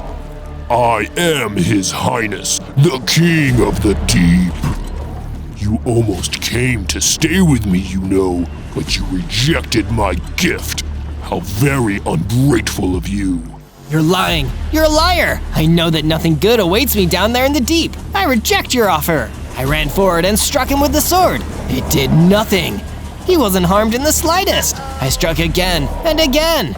Nothing. I knew that if I was there for a second longer, he might have dragged me down. I got into the boat as fast as I could and rowed until the King of the Deep was gone, and I was back on the safe, dry shore. Yeah, I really don't like that guy. That much is now officially confirmed. I turned and saw something charging across the shore towards me. A huge mutated bee. For a second, I panicked, but before I could attack, it started to speak. Zozo, thank goodness. You survived the shipwreck. I'm sorry, who are you? You don't remember me? I'm First Mate Benson. We're good friends. You really must have hit your head hard during the wreck. Yeah, I've heard that much. Say, why don't you come back to my base with me? I need to get a better sense of what we're up against here. You've got a base? Sweet, let's go! From day 11 to day 12, I returned to my base with Benson. Seeing as my base wasn't that big yet, I decided I needed to make it bigger. I started from scratch and built a newer, bigger version of my home. I also built Benson a whole new room, which thankfully wasn't that difficult with all the resources I'd been collecting. Take a load off, Benson. I've got an important errand to run. Sure thing, Zozo. Let me know if you need anything. Oh, and take this bow and arrows. You might need it. Benson gave me a bow. Benson, I'm sure this will come in handy. I left back into that same mining cave I'd visited all that time before. I searched until I found another rich vein of iron ore. I mined enough and started heading back toward the cave furnace I'd built above, when I saw something frightening. A skeleton jackal wandering through the cave. I'm really lucky that Benson gave me that bow. Trying to stay as quiet as possible, I pulled out the bow and unleashed a volley onto the skeleton jackal. It was defeated before it even knew I was there. Phew, that was a close one. I then proceeded to the furnace and smelted myself some more protection in the form of an iron chestplate, leggings, and a helmet. It never hurts to have some extra defense when you're going against a strong foe. From day 13 to day 15, Benson and I made a campfire outside the base and decided to spend the night standing out on the beach, watching the ocean and discussing our plans for the future. This isn't going to be easy, Benson. I faced this King of the Deep directly, and nothing I did could even hurt him. How did he get us down here in the first place? Well, it was our ship, you see. Right, yeah. We were sailing and then it crashed. I know that much. No, Zozo, it wasn't that kind of ship. It was a spaceship. We were flying through the sector, then suddenly the spaceship got a strange signal from this planet. The captain got obsessed with it, insisted on taking us down here. But when we entered the atmosphere, the captain drove the ship straight down into the water, like he was in a trance. I think the King of the Deep, he took over his mind with the signal. He's the reason we're all here. Great, so he's even more powerful and dangerous than I'd thought. If he could take down our whole ship with his thoughts, then I don't know how we're gonna have any hope of beating him. I don't think we have a choice, Zozo. We've just gotta try, come what may. From day 16 to day 19, I woke up with the base feeling eerily quiet. I checked Benson's room, only to find that he wasn't there. but he left a note. It read, Zozo, I've headed out to the deep frozen ocean. I think there might be some valuable secrets there. And if there really were valuable secrets out there, I didn't want Benson to have to face them alone. I immediately went out and headed for the deep frozen ocean. Thankfully, because the water had already frozen over, I didn't even need my enchantment here. I just walked around, looking for Benson, when suddenly, an angry-looking zombie spoiner jumped out. Well, you finally arrived. I suppose you're looking for your buzzy friend. What did you do to him? I gave him a nice little nap under the ice. It's very refreshing down there. You monster! I'll break him out! There's no escape for you or him. This is what happens to those who defy the king of the deep. The zombie spoiner attacked me, but I had no time for his ridiculousness today. I ran in with my iron sword and destroyed him as quickly as I could. My true priority was saving Benson. As I walked, I saw something under the ice. It was Benson. I took my iron pickaxe and smashed some of the ice over the water. That's when Benson, thankfully alive, floated up and jumped out of the water. Zozo, you saved my life. How could I ever repay you? By staying alive and staying safe from now on. Head back to the base. I'm gonna look around for a while longer. Will do, Zozo. Benson left, and I continued my search across the icy surface of the deep frozen ocean. During my search, I encountered a few husks that were easy enough to dispatch, but didn't find any useful information. Just when I was about to give up, though, a strange figure emerged. It was the King Pig. You seek to defeat the king of the deep. What? How did you… I know many things, my son. If you wish to defeat the king, you will need to obtain the Shield of the Deep. It is the only way. But how can I find… Some answers you must discover for yourself. Good luck on your quest, Zozo. Before I could say another word, the King Pig disappeared just as quickly and strangely as he'd arrived. From day 20 to day 22, I returned to my base, only to see a couple of husks wandering across the beach, looking for new victims. This beach has a major husk problem. I guess it's up to me to solve it. I used my bow to pick the husks off from a distance without the risk of engaging directly. I didn't want to risk losing any more hearts without a good reason. Once the husks were gone, I returned to my base and found First Mate Benson waiting for me. Zozo! I have some good news for you. While you were gone, I've been working on a statue. Something that I figured would motivate us to do our best, you know? You always said that motivation is extremely important. A statue, huh? I'll go take a look at it. Be right back. I went to investigate behind my base and saw that Benson had made some amazing progress on the statue already. It was truly a sight to see. I'm feeling more inspired already. Can you guess what the statue is gonna be yet? If you can, tell me down in the comments, and be sure to subscribe and hit the bell if you want more Minecraft adventures from Zozo. From day 23 to day 26, I was hanging out at my base when suddenly a group of nasty-looking drowned approached me. The rest of the group stood back while one stepped forward to talk to me. The King of the Deep awaits your visit. He grows impatient, Zozo. Well, he should come up here and tell me that himself. Get away from my base. Why waste your time up on the land? Water is inevitable. The tide washes away all eventually. Why not just give up? Let the ocean current carry you down to your fate. Stop saying creepy stuff. I'm getting sick of it. I pulled out my bow and fired at the drowned, taking them out one by one. It took a little while, but luckily with my bow, I was able to attack them without getting too close. The last thing I wanted was for them to grab me and drag me down into the water. When all the drowned were defeated, I noticed that one of them dropped something. I went to get a closer look, and it was spears. Wow, these will be great for fighting if anyone else attacks me. Now I've got to test them out. To try out my new spears, I headed out to the Dead Sea in search of some mobs I could fight. I didn't find any, but I did practice throwing my spears anyway, and I got pretty good at it. While I was practicing, a fisherman came up to me. Are you Zozo? I sure am. Wait, you're not with the King of the Deep, are you? No, matey. I'm trying to hide from him. He wants me brought in as a prisoner. Do you know a safe place where I could stay? I sure do.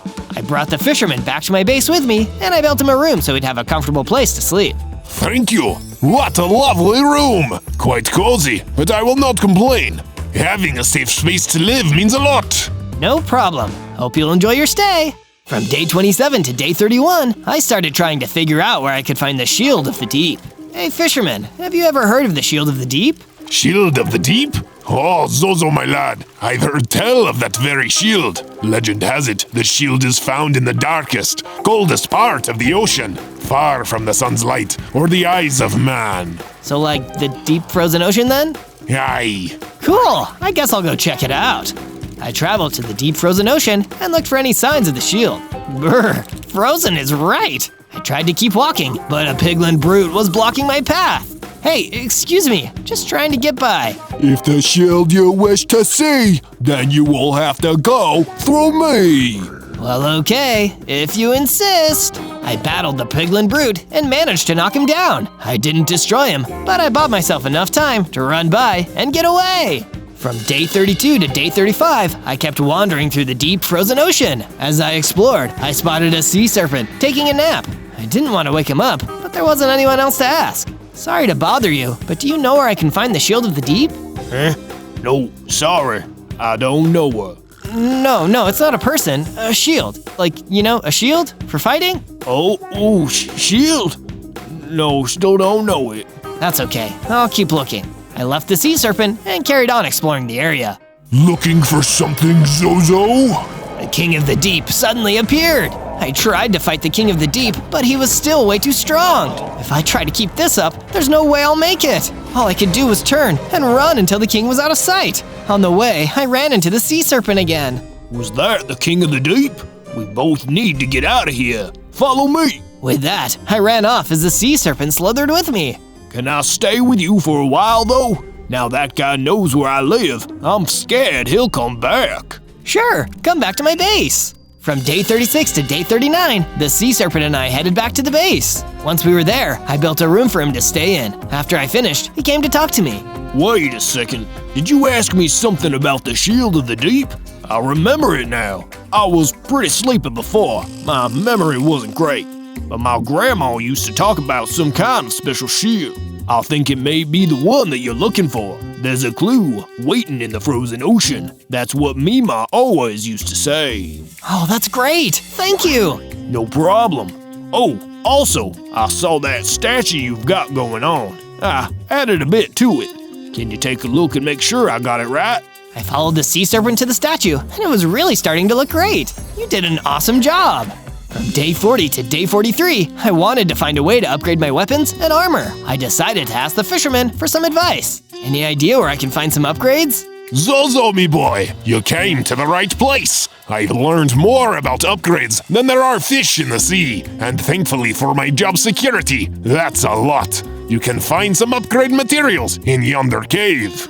Well, I don't know what a yonder is, but I do know of a cave. Thanks. I headed to the cave, but the entrance was blocked by a gorgon. I had to think fast to take it down, but with the use of my spears, I was able to defeat it. Inside the cave, I found diamonds. Tons of them. Perfect, that fisherman was right. I took the diamonds back to my base and used them to craft a diamond pickaxe and a diamond sword. Now I feel like I'm ready for just about anything. From day 44 to day 49, I took my new diamond weapons and headed to the frozen ocean. Let's see if I can find that clue Mima Sea Serpent was talking about. As I was walking, I was ambushed by a Dread Knight. He was really strong, but my diamond sword was stronger. With some careful dodging and a few swipes of my sword, I managed to beat him. But before I could get back to looking for clues, I heard a voice. Help! Someone help! I followed the sound and saw a black hippogriff surrounded by husks. Oh no, I'll save you. I rushed at the husks and slayed them one by one with my trusty diamond sword. Thank you, stranger. I thought I for sure was a goner. I'm Zozo. There, I'm not a stranger anymore. I'm Hilly the hippogriff. What brings you to these parts? I'm looking for the Shield of the Deep.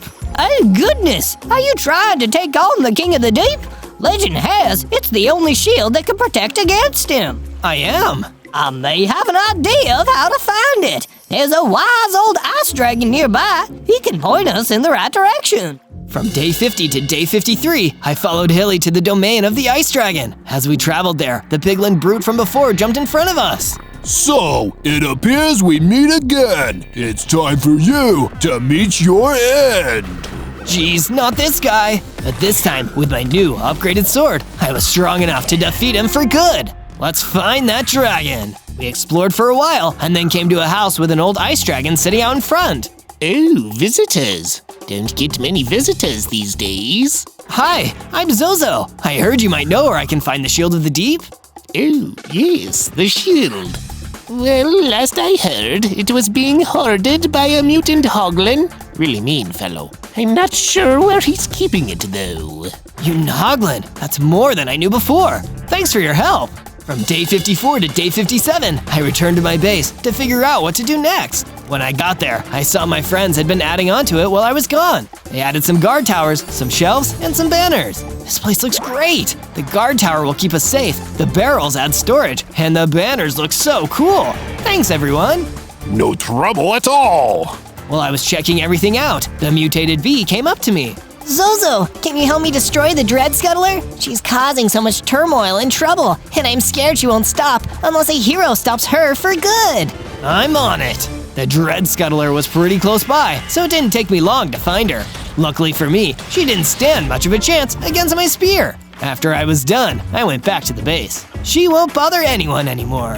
Thank you. I made this for you while you were gone, as a thanks. Wow, a diamond helmet. This will go great with my sword. Thank you. From day 58 to day 62, I was woken up by the mutated bead. Zozo, sorry to wake you, but come look. We've been working on the statue. I followed the bee to check out the progress everyone had made. This looks great. I can't wait to see it when it's done. While I was checking out the statue, I heard a noise behind me. I turned around, and there was a huge swarm of drowned surrounding my base. Oh no, get out of here. Not until you join us, until you take your rightful place. No use fighting the tide, Zozo. No! I fought the drowned one by one, but there were so many of them. Before I could stop them, they knocked the fisherman to the ground. I defeated the rest of the drowned, but it was too late. The fisherman was gone. I won't let them get away with this. From day 63 to day 66, I returned to the frozen ocean. I'm more determined than ever. They hurt my friend. This is personal now. Well, even more personal than it was before. As I was exploring, I stumbled on a book. Hey, Book of Maritime History. I wonder what that means. I opened the book and started to read. It says the Shield of the Deep is hidden on the beach. That must be where the mutant hoglin took it. As I was reading, a drowned snuck up behind me and attacked me. But I was quick, and I got my sword ready and fought back. Pretty soon, he was toast, and I was ready to continue my search. From day 67 to day 70, I traveled to the beach to look for the Shield of the Deep. Oh hey, I recognize this place. I've got a pretty good feeling about this. Who goes there? Uh-oh, I forgot about the mutant hoglin. He was huge, and he looked really strong. But if I wanted to get that shield, I had no choice but to fight him. Any chance you'll let me go by and get that shield? Nope. Draw your sword and battle me. So I did. Jeez, he's really tough. I'm not sure I'll be able to beat him. I fell back until I could barely see the beast in the distance. To my surprise, a drowned ran up, but he didn't attack. Be not afraid. I'm not here for you this time, Zozo. I'm here to destroy this worthless hoglin. What? We both have an interest in retrieving the shield. I stood back out of the way as the drowned fought the mutant hoglin. Eventually, the hoglin picked up the shield and ran away as the drowned chased after him. Well, that was interesting. From day 71 to day 74, I headed to the mutant hoglin's beach base to find that shield. But when I got there, I didn't see anything except for a note on the ground. Hey, what's this say? I picked it up. It says, "Foolish little Zozo, you can't outmaneuver the king of the deep. The shield is mine, and you will never get your filthy surface-dwelling hands on it. That's so rude, not to mention evil." I left the base. From day 75 to day 78, I headed back to my base to come up with the new plan. If I can't get the shield, what am I gonna do? When I got back to the base, I saw my friends waiting for me. Boy, am I glad to see you. The sea serpent approached me. We made some improvements. Check it out. We added an armory. And then Private Benson came over. And I made us a lowrider pool. That's a nice ride. Really awesome. Thank you guys. But it wasn't just friendly faces, sadly. Come out and face me, Vandal! The mutant hoglin had followed me home. This time, I have to defeat him. I drew my sword and attacked. It was a pretty close call, but after a hard fight, I was finally able to beat him. I felt myself getting stronger. My hearts increased to 40, and I gained an ability, an ice blast that fired freezing blasts at my enemies. This is awesome. Hey, look at this. There was a note that the mutant hoglin dropped. It says Dead Sea. I'll go check it out. From day 79 to day 84, I traveled to the Dead Sea to look for anything important that I didn't notice the first time. Let's see what I can find. As I was looking around, I spotted an ice dragon. Hi, are you the same ice dragon I met before? Don't think so. I've never seen you. But is there any chance you're here looking for a way to defeat the King of the Deep? I am. Me too. Let's work together. I've heard he's got a base somewhere on the beach, but I need help finding a map to it. Come with me. Okay. I joined the new ice dragon in exploring, but I wasn't sure what we were looking for. I walked ahead of him when I suddenly heard a noise behind me. I turned and saw the ice dragon getting ready to attack me. Hey, what gives? I tricked you. I'm working with the King of the Deep, you fool. Oh no. What he didn't count on was my new strength and my ice blast. Before long, I was able to defeat him. Can't believe that guy tried to trick me, but at least I have some more information. From day 85 to day 89, I decided to go back and visit the Black Hippogriff and see if he had any more helpful information for me. When I reached the frozen ocean, I headed to his house. Hi again. Zozo, welcome back! How's the quest to defeat the King of the Deep going? Well, I've been trying to get the Shield of the Deep, but he got to it first. Now I don't know what to do. Oh no!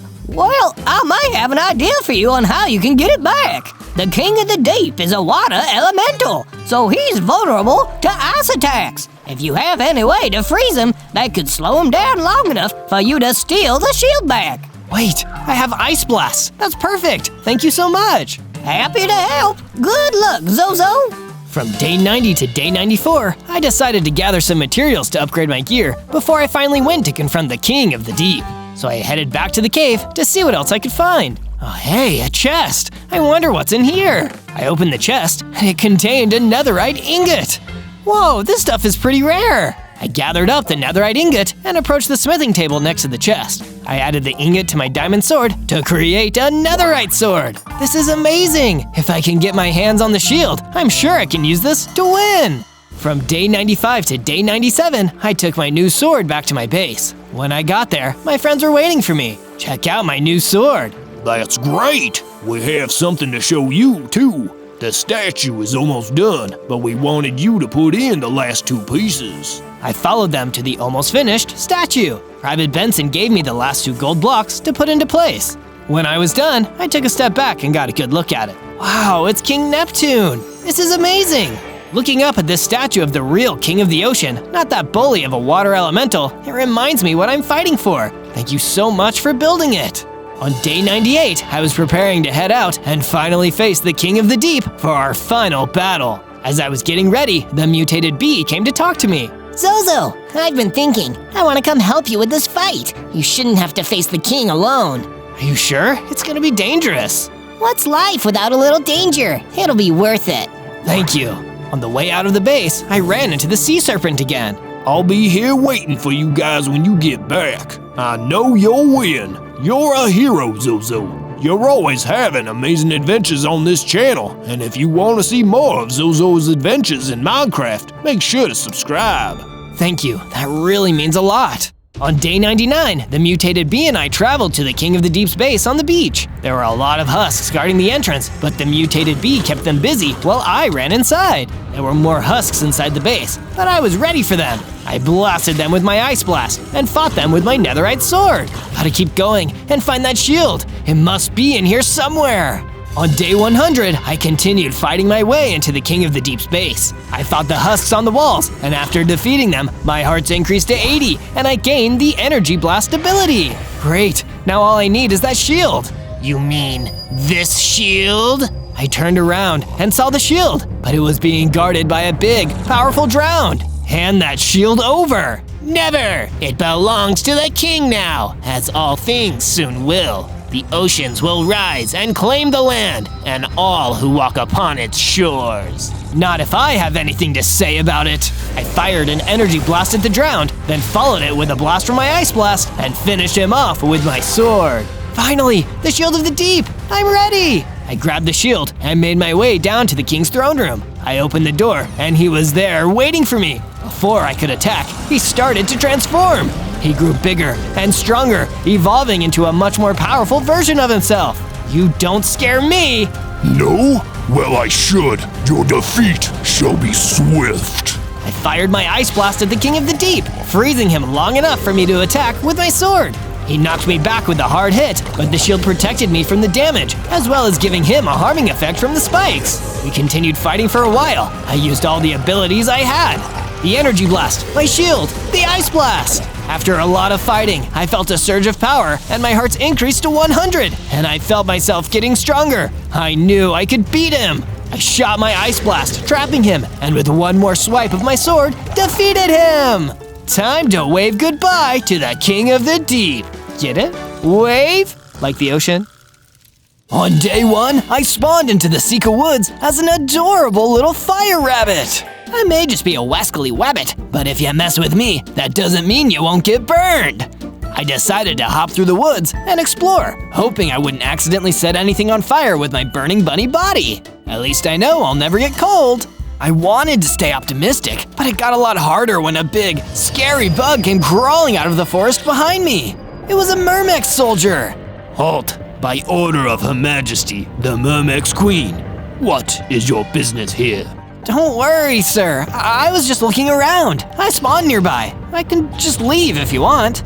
Not so fast. We've been told to keep a lookout for suspicious rabbits, and you're both suspicious and a rabbit. Come with me. But what if I don't want to come with you? Then I'll just have to take you by force. I didn't like the idea of being taken by force, so I turned and hopped away as quickly as I could. I may have not had any weapons, but at least I was extremely fast. I'm just a baby fire rabbit for now, with only 10 hearts, but if I can get away from these creepy crawlies, I'll be able to get bigger and stronger. But my little self-pep talk was interrupted by another Myrmex soldier popping out from behind a tree and stopping me in my tracks. Don't you know it's rabbit season, silly bunny? Us Myrmex soldiers are everywhere in the Sika Woods. You better come with me, or someone, somewhere, is going to enjoy a bowl of rabbit soup tonight. That was clearly a threat, so I decided to play along and follow him so I could save my fire rabbit skin. On day 2, the Myrmex soldier pushed me all the way to a weird, bee-like looking hive base on the edge of the woods. Not the kind of place where I'd typically like to spend my day. What is this place? This is the hive, you misbehaving little rabbit. This is where me and my fellow Myrmexes live with our wonderful queen. She's currently in a different biome on royal business, but when she returns, she'll question you personally. How long will that take, though? It will take as long as it takes. Do not question the judgment of our beloved queen. He didn't talk to me much after that. I was taken to some kind of holding cell in the hive and pushed inside to wait for the return of the queen. But she could be gone for weeks. I don't want to be trapped in here for all that time. You're telling me? I turned and saw a pink pixie fluttering around the cell, looking bored. I'm Paris, the pink pixie. I feel like I've been trapped in here forever. I was just flying through the Sika Woods, minding my own business, when those Myrmex goons grabbed me and dragged me in here for being suspicious. Sorry for making assumptions here, but can't you use your pink pixie magic to get us out of here? Nope. These walls are magic-proof. But are they fireproof? I walked closer to the wooden fence gates until they caught fire and the blocks started breaking. Soon enough, we were free. As we escaped, a Myrmex soldier almost caught us, but we managed to get out of there. Thank you for freeing me, Zozo. I'm going to go see my family. They're probably worried about me, but I hope we meet again someday. I hope that too, Paris. Safe travels. Paris left, and I decided to get out of the Sika Woods before more Myrmexes were sent after me. On day 3, I found my way into the meadow, where I figured that no Myrmex soldier could ever find me. Man, escaping that hive was hungry work though. I wonder if there's some food around here that's perfect for a little fire rabbit like me. Not long after, I found a patch of carrots. Perfect! I dug them up and ate them, feeling my hunger bar replenish. It made me feel a whole lot better. Until another, bigger rabbit hopped over to me, and he didn't seem pleased. Hey, those are my carrots you just ate. They were prized, award-winning, and you just ate them without even asking me. Do you have any idea how messed up that is? Oh no, I'm so sorry. I didn't know they were yours. I never would have eaten them if I did. You think that makes me feel better? I'm still down a bunch of carrots. We rabbits should stick together, not steal from each other. Is there any way I could make it up to you in the name of rabbit solidarity? Well, there are a few favors you could do for me. Follow me. I'll figure out a way for you to pay off your debts. Thank you so much for your forgiveness. I'm Zozo, by the way. I'm KR. Let's go. And I followed KR, eager to get back into his good graces. From day 4 to day 5, KR escorted me back to his base in the meadow. He must have been pretty brave to live out here in the middle of nowhere. This is my place. Don't tell anyone about this place under any circumstances. Why? Because I like my privacy. Don't ask too many questions. It's not a likable quality. Inside the base, he explained to me exactly how I could repay him for eating his special carrots. As you know, the world is hard for little rabbits like us. People think they can pick on us, look down on us, and I've seen too much of that throughout my life. I've kept a list of the kind of people who have made my life harder over the years. Rabbit haters, you know? Help me get through my list, and not only will you be happier, you'll have repaid your debt. That sounds like something I could do. Where should I start, KR? You can start by getting out of here and making your own base. It'd be dangerous for us to be seen together. Take this stone sword and stone pickaxe and make something of yourself before you come back to me. He gave me the tools, and I got out of there. The meadow gave me the creeps, so I decided I'd set up my base in the ebony woods instead. I used the pickaxe to mine some stone. I made myself an axe and cut down some trees for wood. I found a nice clearing in the forest and built myself a basic base where I could at least sleep with a roof over my head for the night. But when I was done building, I got my first unwelcome visitor, one of the Mermex soldiers who had captured me earlier. There you are! I knew you were the killer rabbit, and now I'm gonna put you down. Killer rabbit? What? That's not me. I'm not gonna listen to your lies. Time to battle, you bad bunny. He seemed strong, and as I was, I felt like I couldn't beat him. I summoned up my strength and leveled up. I got bigger, stronger. I now had 20 hearts and a new ability, the fireball attack. And with one blast of that fireball, the Mermex soldier was gone. I really am living up to the Fire Rabbit name. From day 6 to day 8, I was exploring the Ebony Woods a little further. It was a strange and magical place, made even more magical by a sudden reappearance, Paris, the pink pixie. I immediately hopped over to meet her. Hey, Paris, is everything okay? I wish I could say it was, Zozo, but no. Something terrible happened. I went to see my family, but they were all gone, and their home was destroyed. I don't know what I'm going to do. Oh, Paris, that's terrible. Do you want to stay at my base? I can help you in your time of need. Thank you, Zozo, but right now, I need to be alone. We'll speak again soon. Be safe out there. Paris the pink pixie left. I felt terrible for her and started to wonder if maybe the ones who'd destroyed Paris's family were the same ones that KR warned me about. Maybe it was time to begin my quest. I returned to KR's base in the meadow and asked him what I should do first to complete my mission. Your first target is the hairy troll further into the meadow. He's a violent, dangerous individual, so you should take him out with extreme prejudice. Do you think he could have been behind the destruction of the pink pixie family? What? How do you know about that? I know the survivor. There's a strong possibility. But don't ask him about it when you meet him. Just destroy him. He'll try to deceive you. From day 9 to day 10, I followed KR's instructions and went further out into the meadow. Wow, this is vast and empty. But I pressed on. I needed to avenge Paris and repay my carrot debt to KR. There was no backing out now. Suddenly, the hairy troll jumped out and ambushed me, ready to attack. I knew he'd send someone after me. Of course he'd be too cowardly to go after me himself. Pathetic. Cowardly? No. What's cowardly is destroying a whole family of pink pixies rather than picking on someone your own size. I'm just doing a favor for a friend. You have terrible tasting friends. I've never hurt any pink pixies. He told me you'd lie. Let's battle. The hairy troll was a tough enemy, but with my sword and fireballs, I was able to defeat him in the end. Shortly after his defeat, a wolf woman came out of the forest.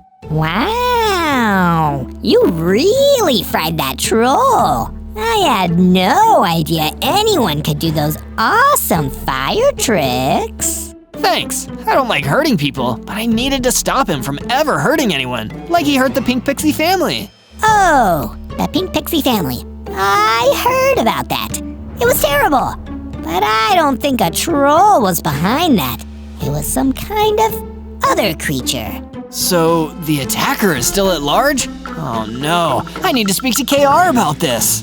From day 11 to day 12, I returned to KR's base, telling him that I'd defeated the hairy troll, but that the one who'd attacked the pink pixie family was still out there somewhere. If the hairy troll wasn't behind it, then it must be the thorn wolf, a truly dangerous and evil creature that lives deep in the ebony woods. It wouldn't surprise me at all if the thorn wolf was behind the pink pixie family attack.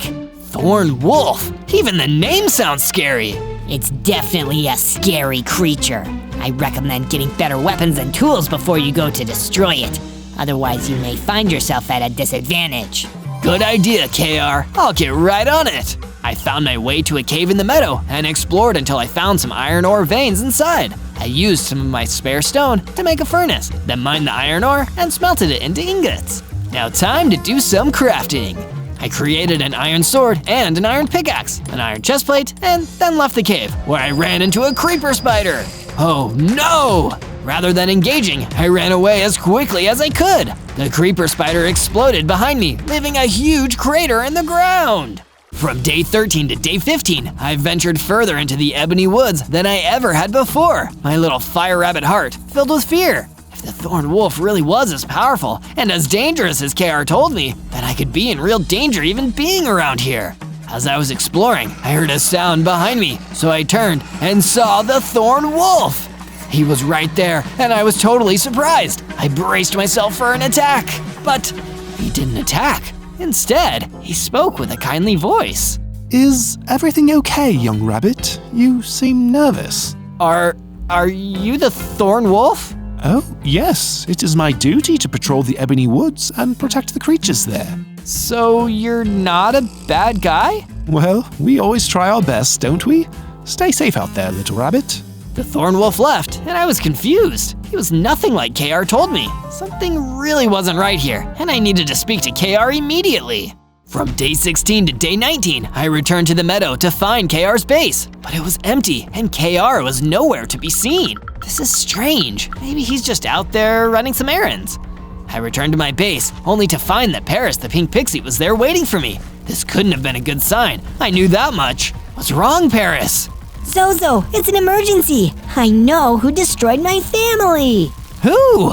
It was a creature they call the killer rabbit. It's one of the most dangerous things in the overworld. Killer rabbit? KR. Oh no! And just like that, it all came together. KR was the killer rabbit, and he was behind everything. That meant I needed to get back to the thorn wolf as quickly as possible. He was in terrible danger. And I was right, and I didn't realize it soon enough. When I was there, thorn wolf was already gone, and only the killer rabbit remained. I wondered how long it'd take you to figure it out. Oh well, you were at least a good tool for a while, even if you're useless to me now. I don't get it. Why were you using me like that? I needed a fall rabbit, someone to take the heat for me. And who's better at taking heat than a fire rabbit? Besides, you really did eat my carrots, and I couldn't let that fly, could I? You may have used me, killer rabbit, but now I'm gonna take you down. I fired a fireball at him, and it seemingly had no effect. And when he hit me, it was like being hit by a train. Everything went dark, and I was gone. From day 20 to day 22, I woke up, and the killer rabbit was gone. Instead, a mysterious figure was standing next to me, a large hippogriff. Do you work for or with the killer rabbit? Answer quickly. No, I only ever worked with him when he was tricking me. Now I know who he truly is. I'm 100% against him. Good, then we have a common enemy. I am Laharl the hippogriff, and I was a friend of the thorn wolf. We were defenders of the people, guardians of the forest. But now he's gone, and only I remain. You're not alone. I want to be better. I'm Zozo. Let me become a guardian of the forest too. We're going to defeat the killer rabbit together. Come to my base with me, and we'll start to plan. Agreed. We will defeat that monstrous creature and keep the people of the forest safe forevermore. I went into the forest with a Laharl, and we gathered enough stone and wood to construct a new house for him to stay in. Together, we'd be stronger than we'd ever been before. From day 23 to day 26, I was hopping back through the Sika woods where I first spawned when I saw the pink glow of Paris the Pixie. Predictably, Paris the Pixie was in peril, perpetuated by a pestering pursuer. Excuse me, so much alliteration. Zozo, is that you? Help! This wind serpent is trying to blow me away! The wind serpent did indeed look fierce, but even a gust of wind will only fan the flames of this fire rabbit. I hopped forward and hit the wind serpent with a fireball. The slithering mob stopped chasing Paris and started to fly towards me. We battled it out in melee, and I was able to bring it down with my sword. Somehow I knew I could count on you, Zozo. I'm just glad you still trust me. I attacked all the wrong people because of KR, and I let that menace run free all the while. That killer rabbit gives our kind a bad name. You weren't the only one fooled by his goody-good act. Don't worry, Zozo. I know that you're out here trying to do the right thing. Doing the best that I can, and I'll work with anyone else who is willing to help me take that lying killer down. Count me in. My family got hurt because of his wicked ways. He won't be getting away with that. Thanks, Paris. From day 27 to day 31, I found a flock of sheep wandering through the woods. They looked really tired, like they had been walking for several days. I hopped over to see what was going on and soon found out what had happened. These sheep were friends of the thorn wolf from the Ebony Woods, and since he was gone, they'd been looking for a new protector to save them from the killer rabbit. You'll be safe at my base, sheep. Not only is it back where you used to live, but I'll be your protector now. When I got back to my base in the Ebony Woods, I helped the sheep settle in and then went to go see how Laharl was holding up. Welcome back, Zozo. I made the base cooler by adding some red banners. Wow, awesome work, Laharl. All the buildings of the base now had awesome rabbit banners on them, which suited me just fine. Meanwhile, over at the real Killer Rabbit's base, not the pretend base over in the meadow, he was now in the process of maniacally planning his next wicked plot from his evil lair. Now, there may be a few people around who know that I'm the Killer Rabbit, but I think we can arrange some accidents for those individuals. What say you, my fine warden dragon friend? If there's anyone who is good at causing accidents, it's me. They might as well call me Daisy. First name Oopsie, full name Oopsie Daisy. You just had an accident of the you're not gonna be around anymore kind. We're really gonna need to work on your threatening lines there, Oopsie. It's difficult. My evil boss is a rabbit. Sorry, boss. You better wise up. I'm not just any rabbit. I'm a killer rabbit. From day 32 to day 35, I remembered that one of the Myrmex soldiers that I had encountered said that they had been looking for suspicious rabbits. So I made the choice to go and seek out the hive of the Myrmex queen. I might be a rabbit, but I know what suspicious one they might be looking for. If I tell them who the killer rabbit is, maybe all the other rabbits will stop being captured like I was. I made it to the hive and found that it was guarded by Myrmex soldiers. I guess I should have expected that. Halt and stay halted. I'm not halting. I'm here to see the queen. Like we'd fall for that one, rabbit. The Myrmex soldier tried to fight me, but I dodged his attacks. I didn't want to hurt anybody while I was trying to make an alliance, so I shot a fireball away from them to let them know who I was. Look, I'm not the rabbit you're looking for. I've got fire powers. Fire powers? But that means you're the one who broke out of the cell. That is true, but only because I shouldn't have been there in the first place. I know which rabbit really did the crimes, so he should be the one who does the time. Okay, we still have questions, but that rhyme convinced us to take you to the queen. Yes, don't be mean. Let me see the queen. You can stop rhyming now. The Myrmex soldiers let me inside of the hive so that I could have my important meeting with the Myrmex queen. Naturally, the room where I was able to speak with the queen was her own throne room. I am the Myrmex queen. What is your request to my majesty, small rabbit? It concerns the fate of all the land, your Myrmex queenliness. I know who the killer rabbit is. You do? Oh, at long last, that monster has been found. How do you know about him? He went by the name KR, and now he's on a new spree of attacks on innocent creatures all throughout the biomes. He always was like that, even in my mother's time. She was the Myrmex queen before me, and when the creatures of the woods started being attacked, she suspected everyone but the innocent-looking rabbit. It was her mistake, because the killer rabbit claimed her as another one of his victims. I had to take over the throne, just as my mother's killer went into hiding. I've been hunting him down ever since. It's such a sad story. I promise to help you bring the killer rabbit to justice with all the fire in my heart. There is more, but it's far too painful to talk about. You should go home for now. I will send a soldier to visit once I've emotionally prepared myself. From day 36 to day 39, I got ready to take my armor up a notch in defense by preparing to go back into the cave for some more iron ore. The killer rabbit was a lot older and more experienced than me, so I had to be all the more prepared for our eventual showdown. I soon found a spot in the cave where iron was abundant and mined away, adding the iron ore to my inventory. Next, I got out my crafting table and smelted the iron ore into the iron ingots I would need to craft the rest of my armor. That should do it. Alright, time to become an iron fire rabbit. I made myself an iron axe since I had been gathering so much wood lately, and an iron helmet, iron leggings, and a pair of iron boots to complete my full set of iron armor. You can't see it on my fur, but believe me, it's there. Now equipped with all this brand new iron gear, I ventured deeper in the cave and found that beneath the iron, there were a few diamonds to be mined. I made sure to get them before I left. Later on, I was back above ground when I got an unexpected visitor. He was half rabbit and half wolf. A rabbit wolf. Hi there. Bet you never met nobody like me before. Hey, you're right. Anyway, the Mermix Queen said I could leave the dungeon cell at the Hive if I went and brought you back to her. Let me guess, her soldiers locked you up because you were a suspicious rabbit? Well, yeah, I mean, look at me. I'm such a suspicious rabbit, it's hard to know if I'm even a rabbit. Anyway, you should go meet the Mermix Queen over in the Ebony Woods. From day 40 to day 43, I went to meet the Mermix Queen over in the Ebony Woods. Your queenliness, I am excited to work together and solve these crimes. I knew the rabbit wolf wouldn't fail to bring you here. If you ever see him again, make sure to thank him for me. I certainly will. So, are you ready to tell me more about the killer rabbit and his previous rampage? Yes, it's time you knew everything about what happened with him. Even though we had met in a secret location and were trying to keep our conversation quiet, Oopsie Daisy the Warden Dragon had super powerful hearing and was able to pick up on our voices from another part of the woods. Oopsie Daisy, time for an accident to happen. On purpose. He barged into the clearing and fired a sonic laser blast at me, which did many hearts of damage. Hey, what's the big idea? Nothing. I just happened to be totally unintentionally getting rid of two people who know who the killer rabbit is.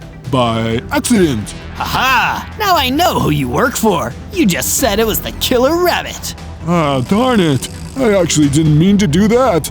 Oh well, I'll just make you disappear.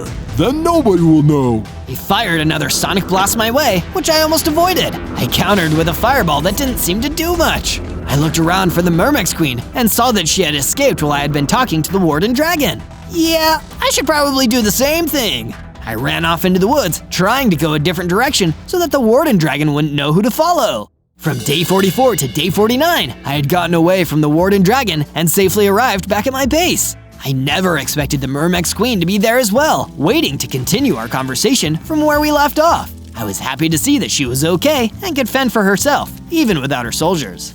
I guess the killer rabbit knows we both know about him. That's why he sent that Warden Dragon to destroy us.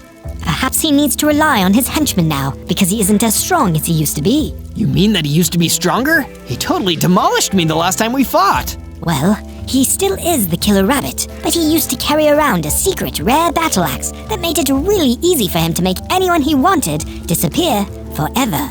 He was a killer rabbit with a killer battle axe? That's so scary. How did you stop him?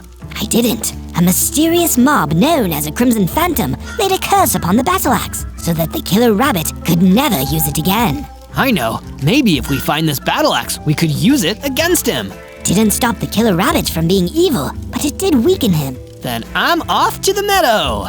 That's good thinking, Zozo. I heard that the battle axe was crafted deep down in the depths of the meadow. You can find some clues about it there.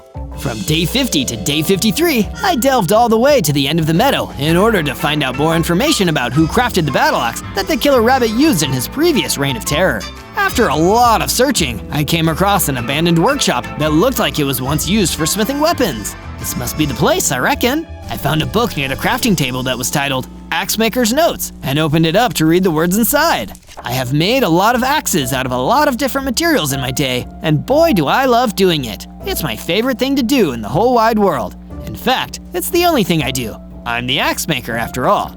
But this latest axe, it's not like the other ones. It's got an evil aura around it, like it's too sharp and too scary just to be used on trees. This axe seems like it could kill someone.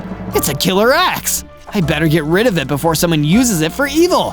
Oh wait, what's that? Someone is coming. The sentence in the book ended there, and the rest of the pages were blank. Oh no, the killer rabbit must have snuck up behind the axe maker and gotten rid of him so he could steal the killer axe. What a fiend! Still, from what I'd read, the battle axe was a powerful weapon. It must be able to hurt the killer rabbit if he was willing to do so much to get it. I looked around for more clues, but couldn't find any, so I gave up and started to head back to my base. From day 54 to day 57, I was making my way through the meadow when I happened to pass by the area where I had found those carrots before. Didn't the killer rabbit say that those carrots were his? If I know rabbits, and I probably do because I am one, then that could mean that the killer rabbit's base might be around here too. I was excited that I had discovered a clue, but that excitement was quickly lost when the warden dragon showed up to blast me with a sonic laser attack. Oops, pardon me. That time I was trying to get rid of you, and I accidentally didn't do enough damage. You did enough, actually. You don't have to do any more damage. No, I think I do. As a matter of fact, I'm gonna do all the damage to you. As much as I wanted to, I was still not strong enough to take down the warden dragon, so I made my escape as quickly as I could. Even though I didn't find it, I was right about the killer rabbit's base being nearby. The horrible hare was there right now, scheming up a storm. Soon, yes, very soon, I will find a way to reverse the curse and take back my battle axe. All of them will pay then. From day 58 to day 62, I had made it back to the base and saw that Laharl had created a storage room for all of our weapons. Great work, Laharl! Thanks. I just figured since you were talking about a rare secret killer battle axe, I should make some room for it. One thing led to another, and now there's a whole room full of every other weapon we had. There seems to be a lot of empty spaces. I guess I'll have to make us some more. We could definitely use some diamond ones, since we don't have any yet. Good point. I'll see if there are any more diamonds down in the mine. I went down to the mines, and it was just my luck. There were some more diamonds right in the same cavern where I had found the previous ones. I dug all around so that I could have enough for a diamond weapon to put in the weapon storage room. Once the diamonds were gathered, I chose to craft 2 diamond swords, one for myself and one for storage. I also crafted a diamond chestplate and a diamond pickaxe because diamonds make everything better.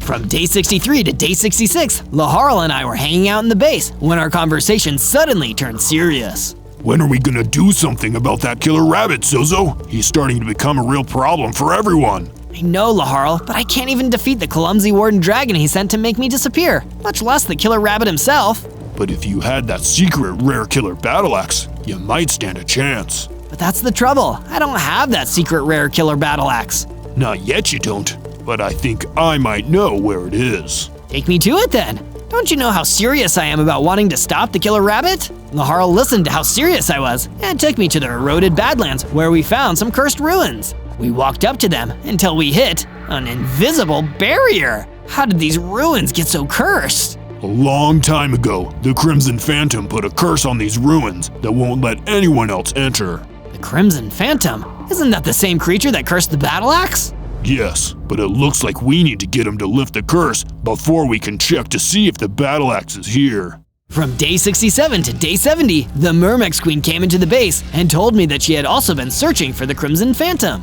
He's been sighted in the Ebony Woods, but my gods weren't able to capture him. He's even taken a few down. I didn't realize this Crimson Phantom was such a dangerous creature. He sure is. I could really use your help bringing the Crimson Phantom in. Then let's do it. You can count on me, your queenliness. We left my base and went through the woods to find the Crimson Phantom flying away after having just defeated one of the Mermex soldiers. You'll never take me alive. I'm the dang old Crimson Phantom, you bunch of goofballs. Knock it off, Crimson Phantom. We need your help.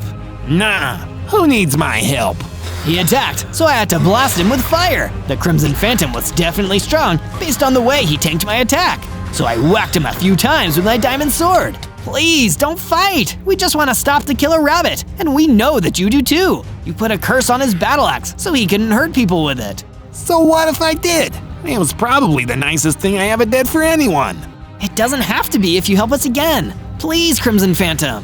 Ah, shucks. How can I say no to an innocent rabbit? And just like that, I convinced the Crimson Phantom to help us retrieve the secret rare killer battle axe so we could defeat the killer rabbit. From day 71 to day 74, that pesky accident-prone warden dragon showed up at my base to try to get rid of me again. Come on out and face me, Zozo. What's the worst that could happen?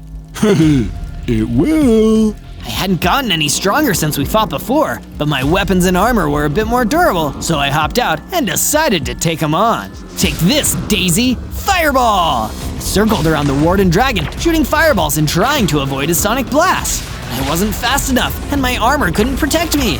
I took many hearts of damage. I got down to just half a heart. Oh no, is this how I'm gonna go out? Apparently not, because instead of doing you in, I'm accidentally going to steal your best friend Laharl and completely not on purpose hold him hostage somewhere. You monster! Why? I don't know. I'm not sure why I do anything anymore, but I am evil. The warden dragon dragged Laharl away, and there was nothing I could do about it because I was too weak. I can't do this! I'm just a rabbit! I went to the room to mope about it and close myself away from everyone else. I couldn't let them see me after such an embarrassing defeat. That was until the Crimson Phantom arrived. Hey there, Zozo. Don't blame yourself for what happened. You'll get Laharl back. You really think so, Crimson Phantom? Of course I do. And once you do, you won't have to worry, because I've given your base some sweet defenses. He wasn't kidding. The Crimson Phantom had made a wall around the base, which had a curse on it so it wouldn't allow any of my enemies to pass through. From day 75 to day 78, I learned more about the perimeter wall, like how it would only let people that I trusted into the base. The Myrmex Queen was definitely someone I knew I could trust. The perimeter wall let her right through. Greetings, your queenliness. Zozo, there is one more thing I didn't tell you about the killer rabbit, but I'm going to tell you what that is now. What is it, Myrmex Queen? Your friend, Laharl, he kept this secret from you because he wanted to protect you. The truth is that the curses of the Crimson Phantom can be reversed by the feathers of a live hippogriff. You mean that now the killer rabbit can reverse the curse and reclaim his ultimate weapon? Yes!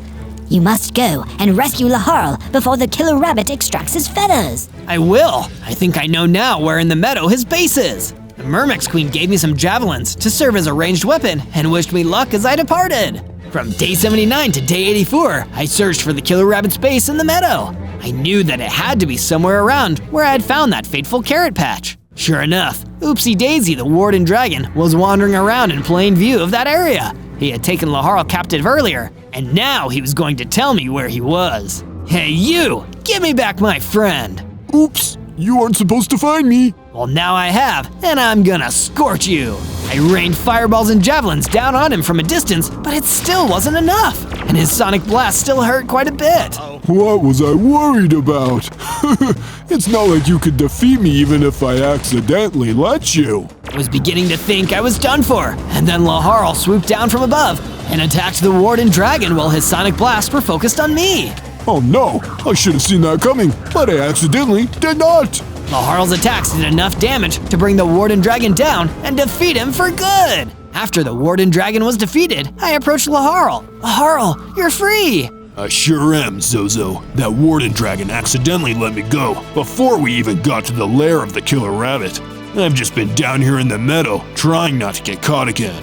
At any rate, I'm glad you managed to get away. I was worried about you. I found something else while I was down here. A golden apple that is said to imbue the one who eats it with true strength, as long as they are pure of heart. It's yours now, Zozo. Gee, thanks! I'm starving! I ate the golden apple and could feel myself transform. I must have been pure of heart because I grew into a supersized fire rabbit and had a grand total of 60 hearts. My jump was given a big boost too, allowing me to reach higher heights than ever before. From day 85 to day 89, Laharl and I went back to the base where things were once again becoming super ultra serious all of a sudden. Zozo, it is time. I'm gonna take you back to the eroded Badlands so we can get that battle axe. But how are we going to bypass the curse? Oh wait, aren't your feathers the way to do it? Yes, my feathers can make a magic key that will let you get through. I held off on telling you until I was sure that you were pure of heart. But now that I know you are, and that you won't become another killer rabbit once you get the battle axe, I can give you the key.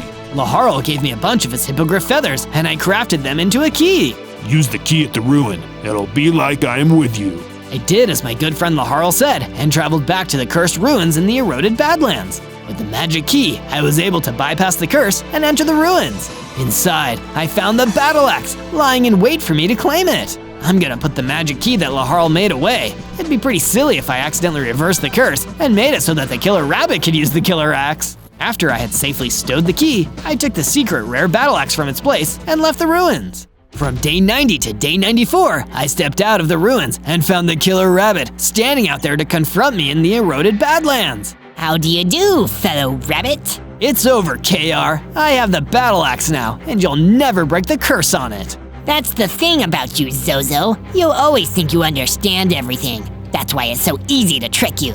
Nuh-uh. This time I do understand everything. I understand that you are a ruthless monster who must be stopped before he hurts anyone else. But think of what we could accomplish if you joined me. Nobody would disrespect us bunnies anymore. We would be the top of the woods. I'll never join you, Killer Rabbit. Suit yourself. By the way, I accidentally picked up some feathers that your hippogriff friend Laharl dropped down in the meadow. That's not good. The Killer Rabbit leaped forth and wrestled with me for the axe. I was a strong rabbit, but he was still stronger. And before I could stop him, he reversed the curse on the axe and took it back.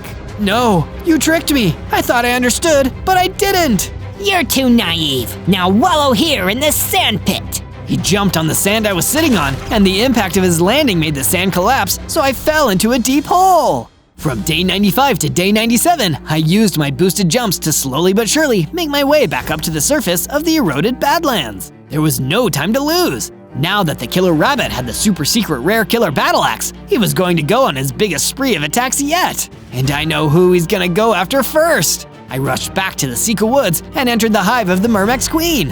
Her soldiers were destroyed, and that wasn't even the worst part. In her throne room, the Mermex Queen was dying after having just been attacked by the Killer Rabbit and his killer axe. No, your queenliness! Zozo, so you made it. I'm so sorry. I tried to stop him, but he tricked me once again. And now he's wiped out your entire hive. Do not worry. As long as there is a Mermex Queen, the hive will be able to replenish itself. What you must do now is get the battle axe away from him at all costs. I'll do it. Even if I have to risk everything, I will do it. In a few days, my final egg will hatch and become the new queen. You need to protect her for me. I will, your queenliness. She passed on, leaving me behind in the world that I must save. On day 98, I returned to my base in the Ebony Woods and found that the perimeter wall and the rest of the base was destroyed. Laharl was there, but nobody else had survived the attack. He came for the Crimson Phantom, Zozo, to make sure that he was never cursed again. Now the battle axe is his forever. Don't say that, Laharl. I know that you and I get serious sometimes, but we always keep on trying to make things better. The only reason he left me alive is in case anyone else cursed the axe, so that I could reverse it. So that Killer Rabbit only spared you for his own reasons. That makes me so mad. He'll probably fool you again if you give in to your emotions. Well, my emotions are pure right now, and every spark of fire in my being demands justice. Then what the heck? Go get that battle axe. You're strong enough now. I can feel it. Laharl cheered me on as I marched off through the woods. On day 99, I arrived in the meadow with a burning passion in my heart. I was ready to take down that Killer Rabbit with all my strength and all of my fire. Once I was inside his base, I came face to face with my nemesis once more. You never learn, do you, Zozo? Like fire, you think you're bright, but when it rains, you go out. The only reign I see now is your reign of terror, and it ends here. A clever use of two words that sound alike, but you've forgotten already that I have the killer axe. Actually, it is you who has forgotten. That battle axe was accidentally forged to be evil, but it was touched by a hero who was pure of heart. I jumped at him, and once more we wrestled with the axe. This time, I managed to get it away from him and ran out of his base. The secret to the battle axe that I was finally able to understand was that it was cursed twice. Once I was back home, I used some more of Laharl's feathers I found in his base to undo the first curse that happened when it was made, turning it into a weapon of pure goodness and justice. Now, no evildoer could ever wield it. Only I could wield the battle axe. On day 100, I returned to the meadow with the new and improved super justified hero axe and faced off against the Killer Rabbit. Why did you come back? I might have let you live for a while. I had to. There's a whole world out there that needs to be protected from rotten rabbits like you. There is a young Mermex Queen who will hatch today. There is a hippogriff who is my best friend. For them, for everyone, my fires of good will burn out your evil. The Killer Rabbit hopped at me, but with the battle axe in my hand, my attacks were strong enough to take his hearts away. Curse you, Zozo! Haven't you got it yet? I can't be cursed. I blasted him with fireball after fireball, and then swung the battle axe down on him, ending the fight. There's a new rabbit in this land, and he's a protector rabbit.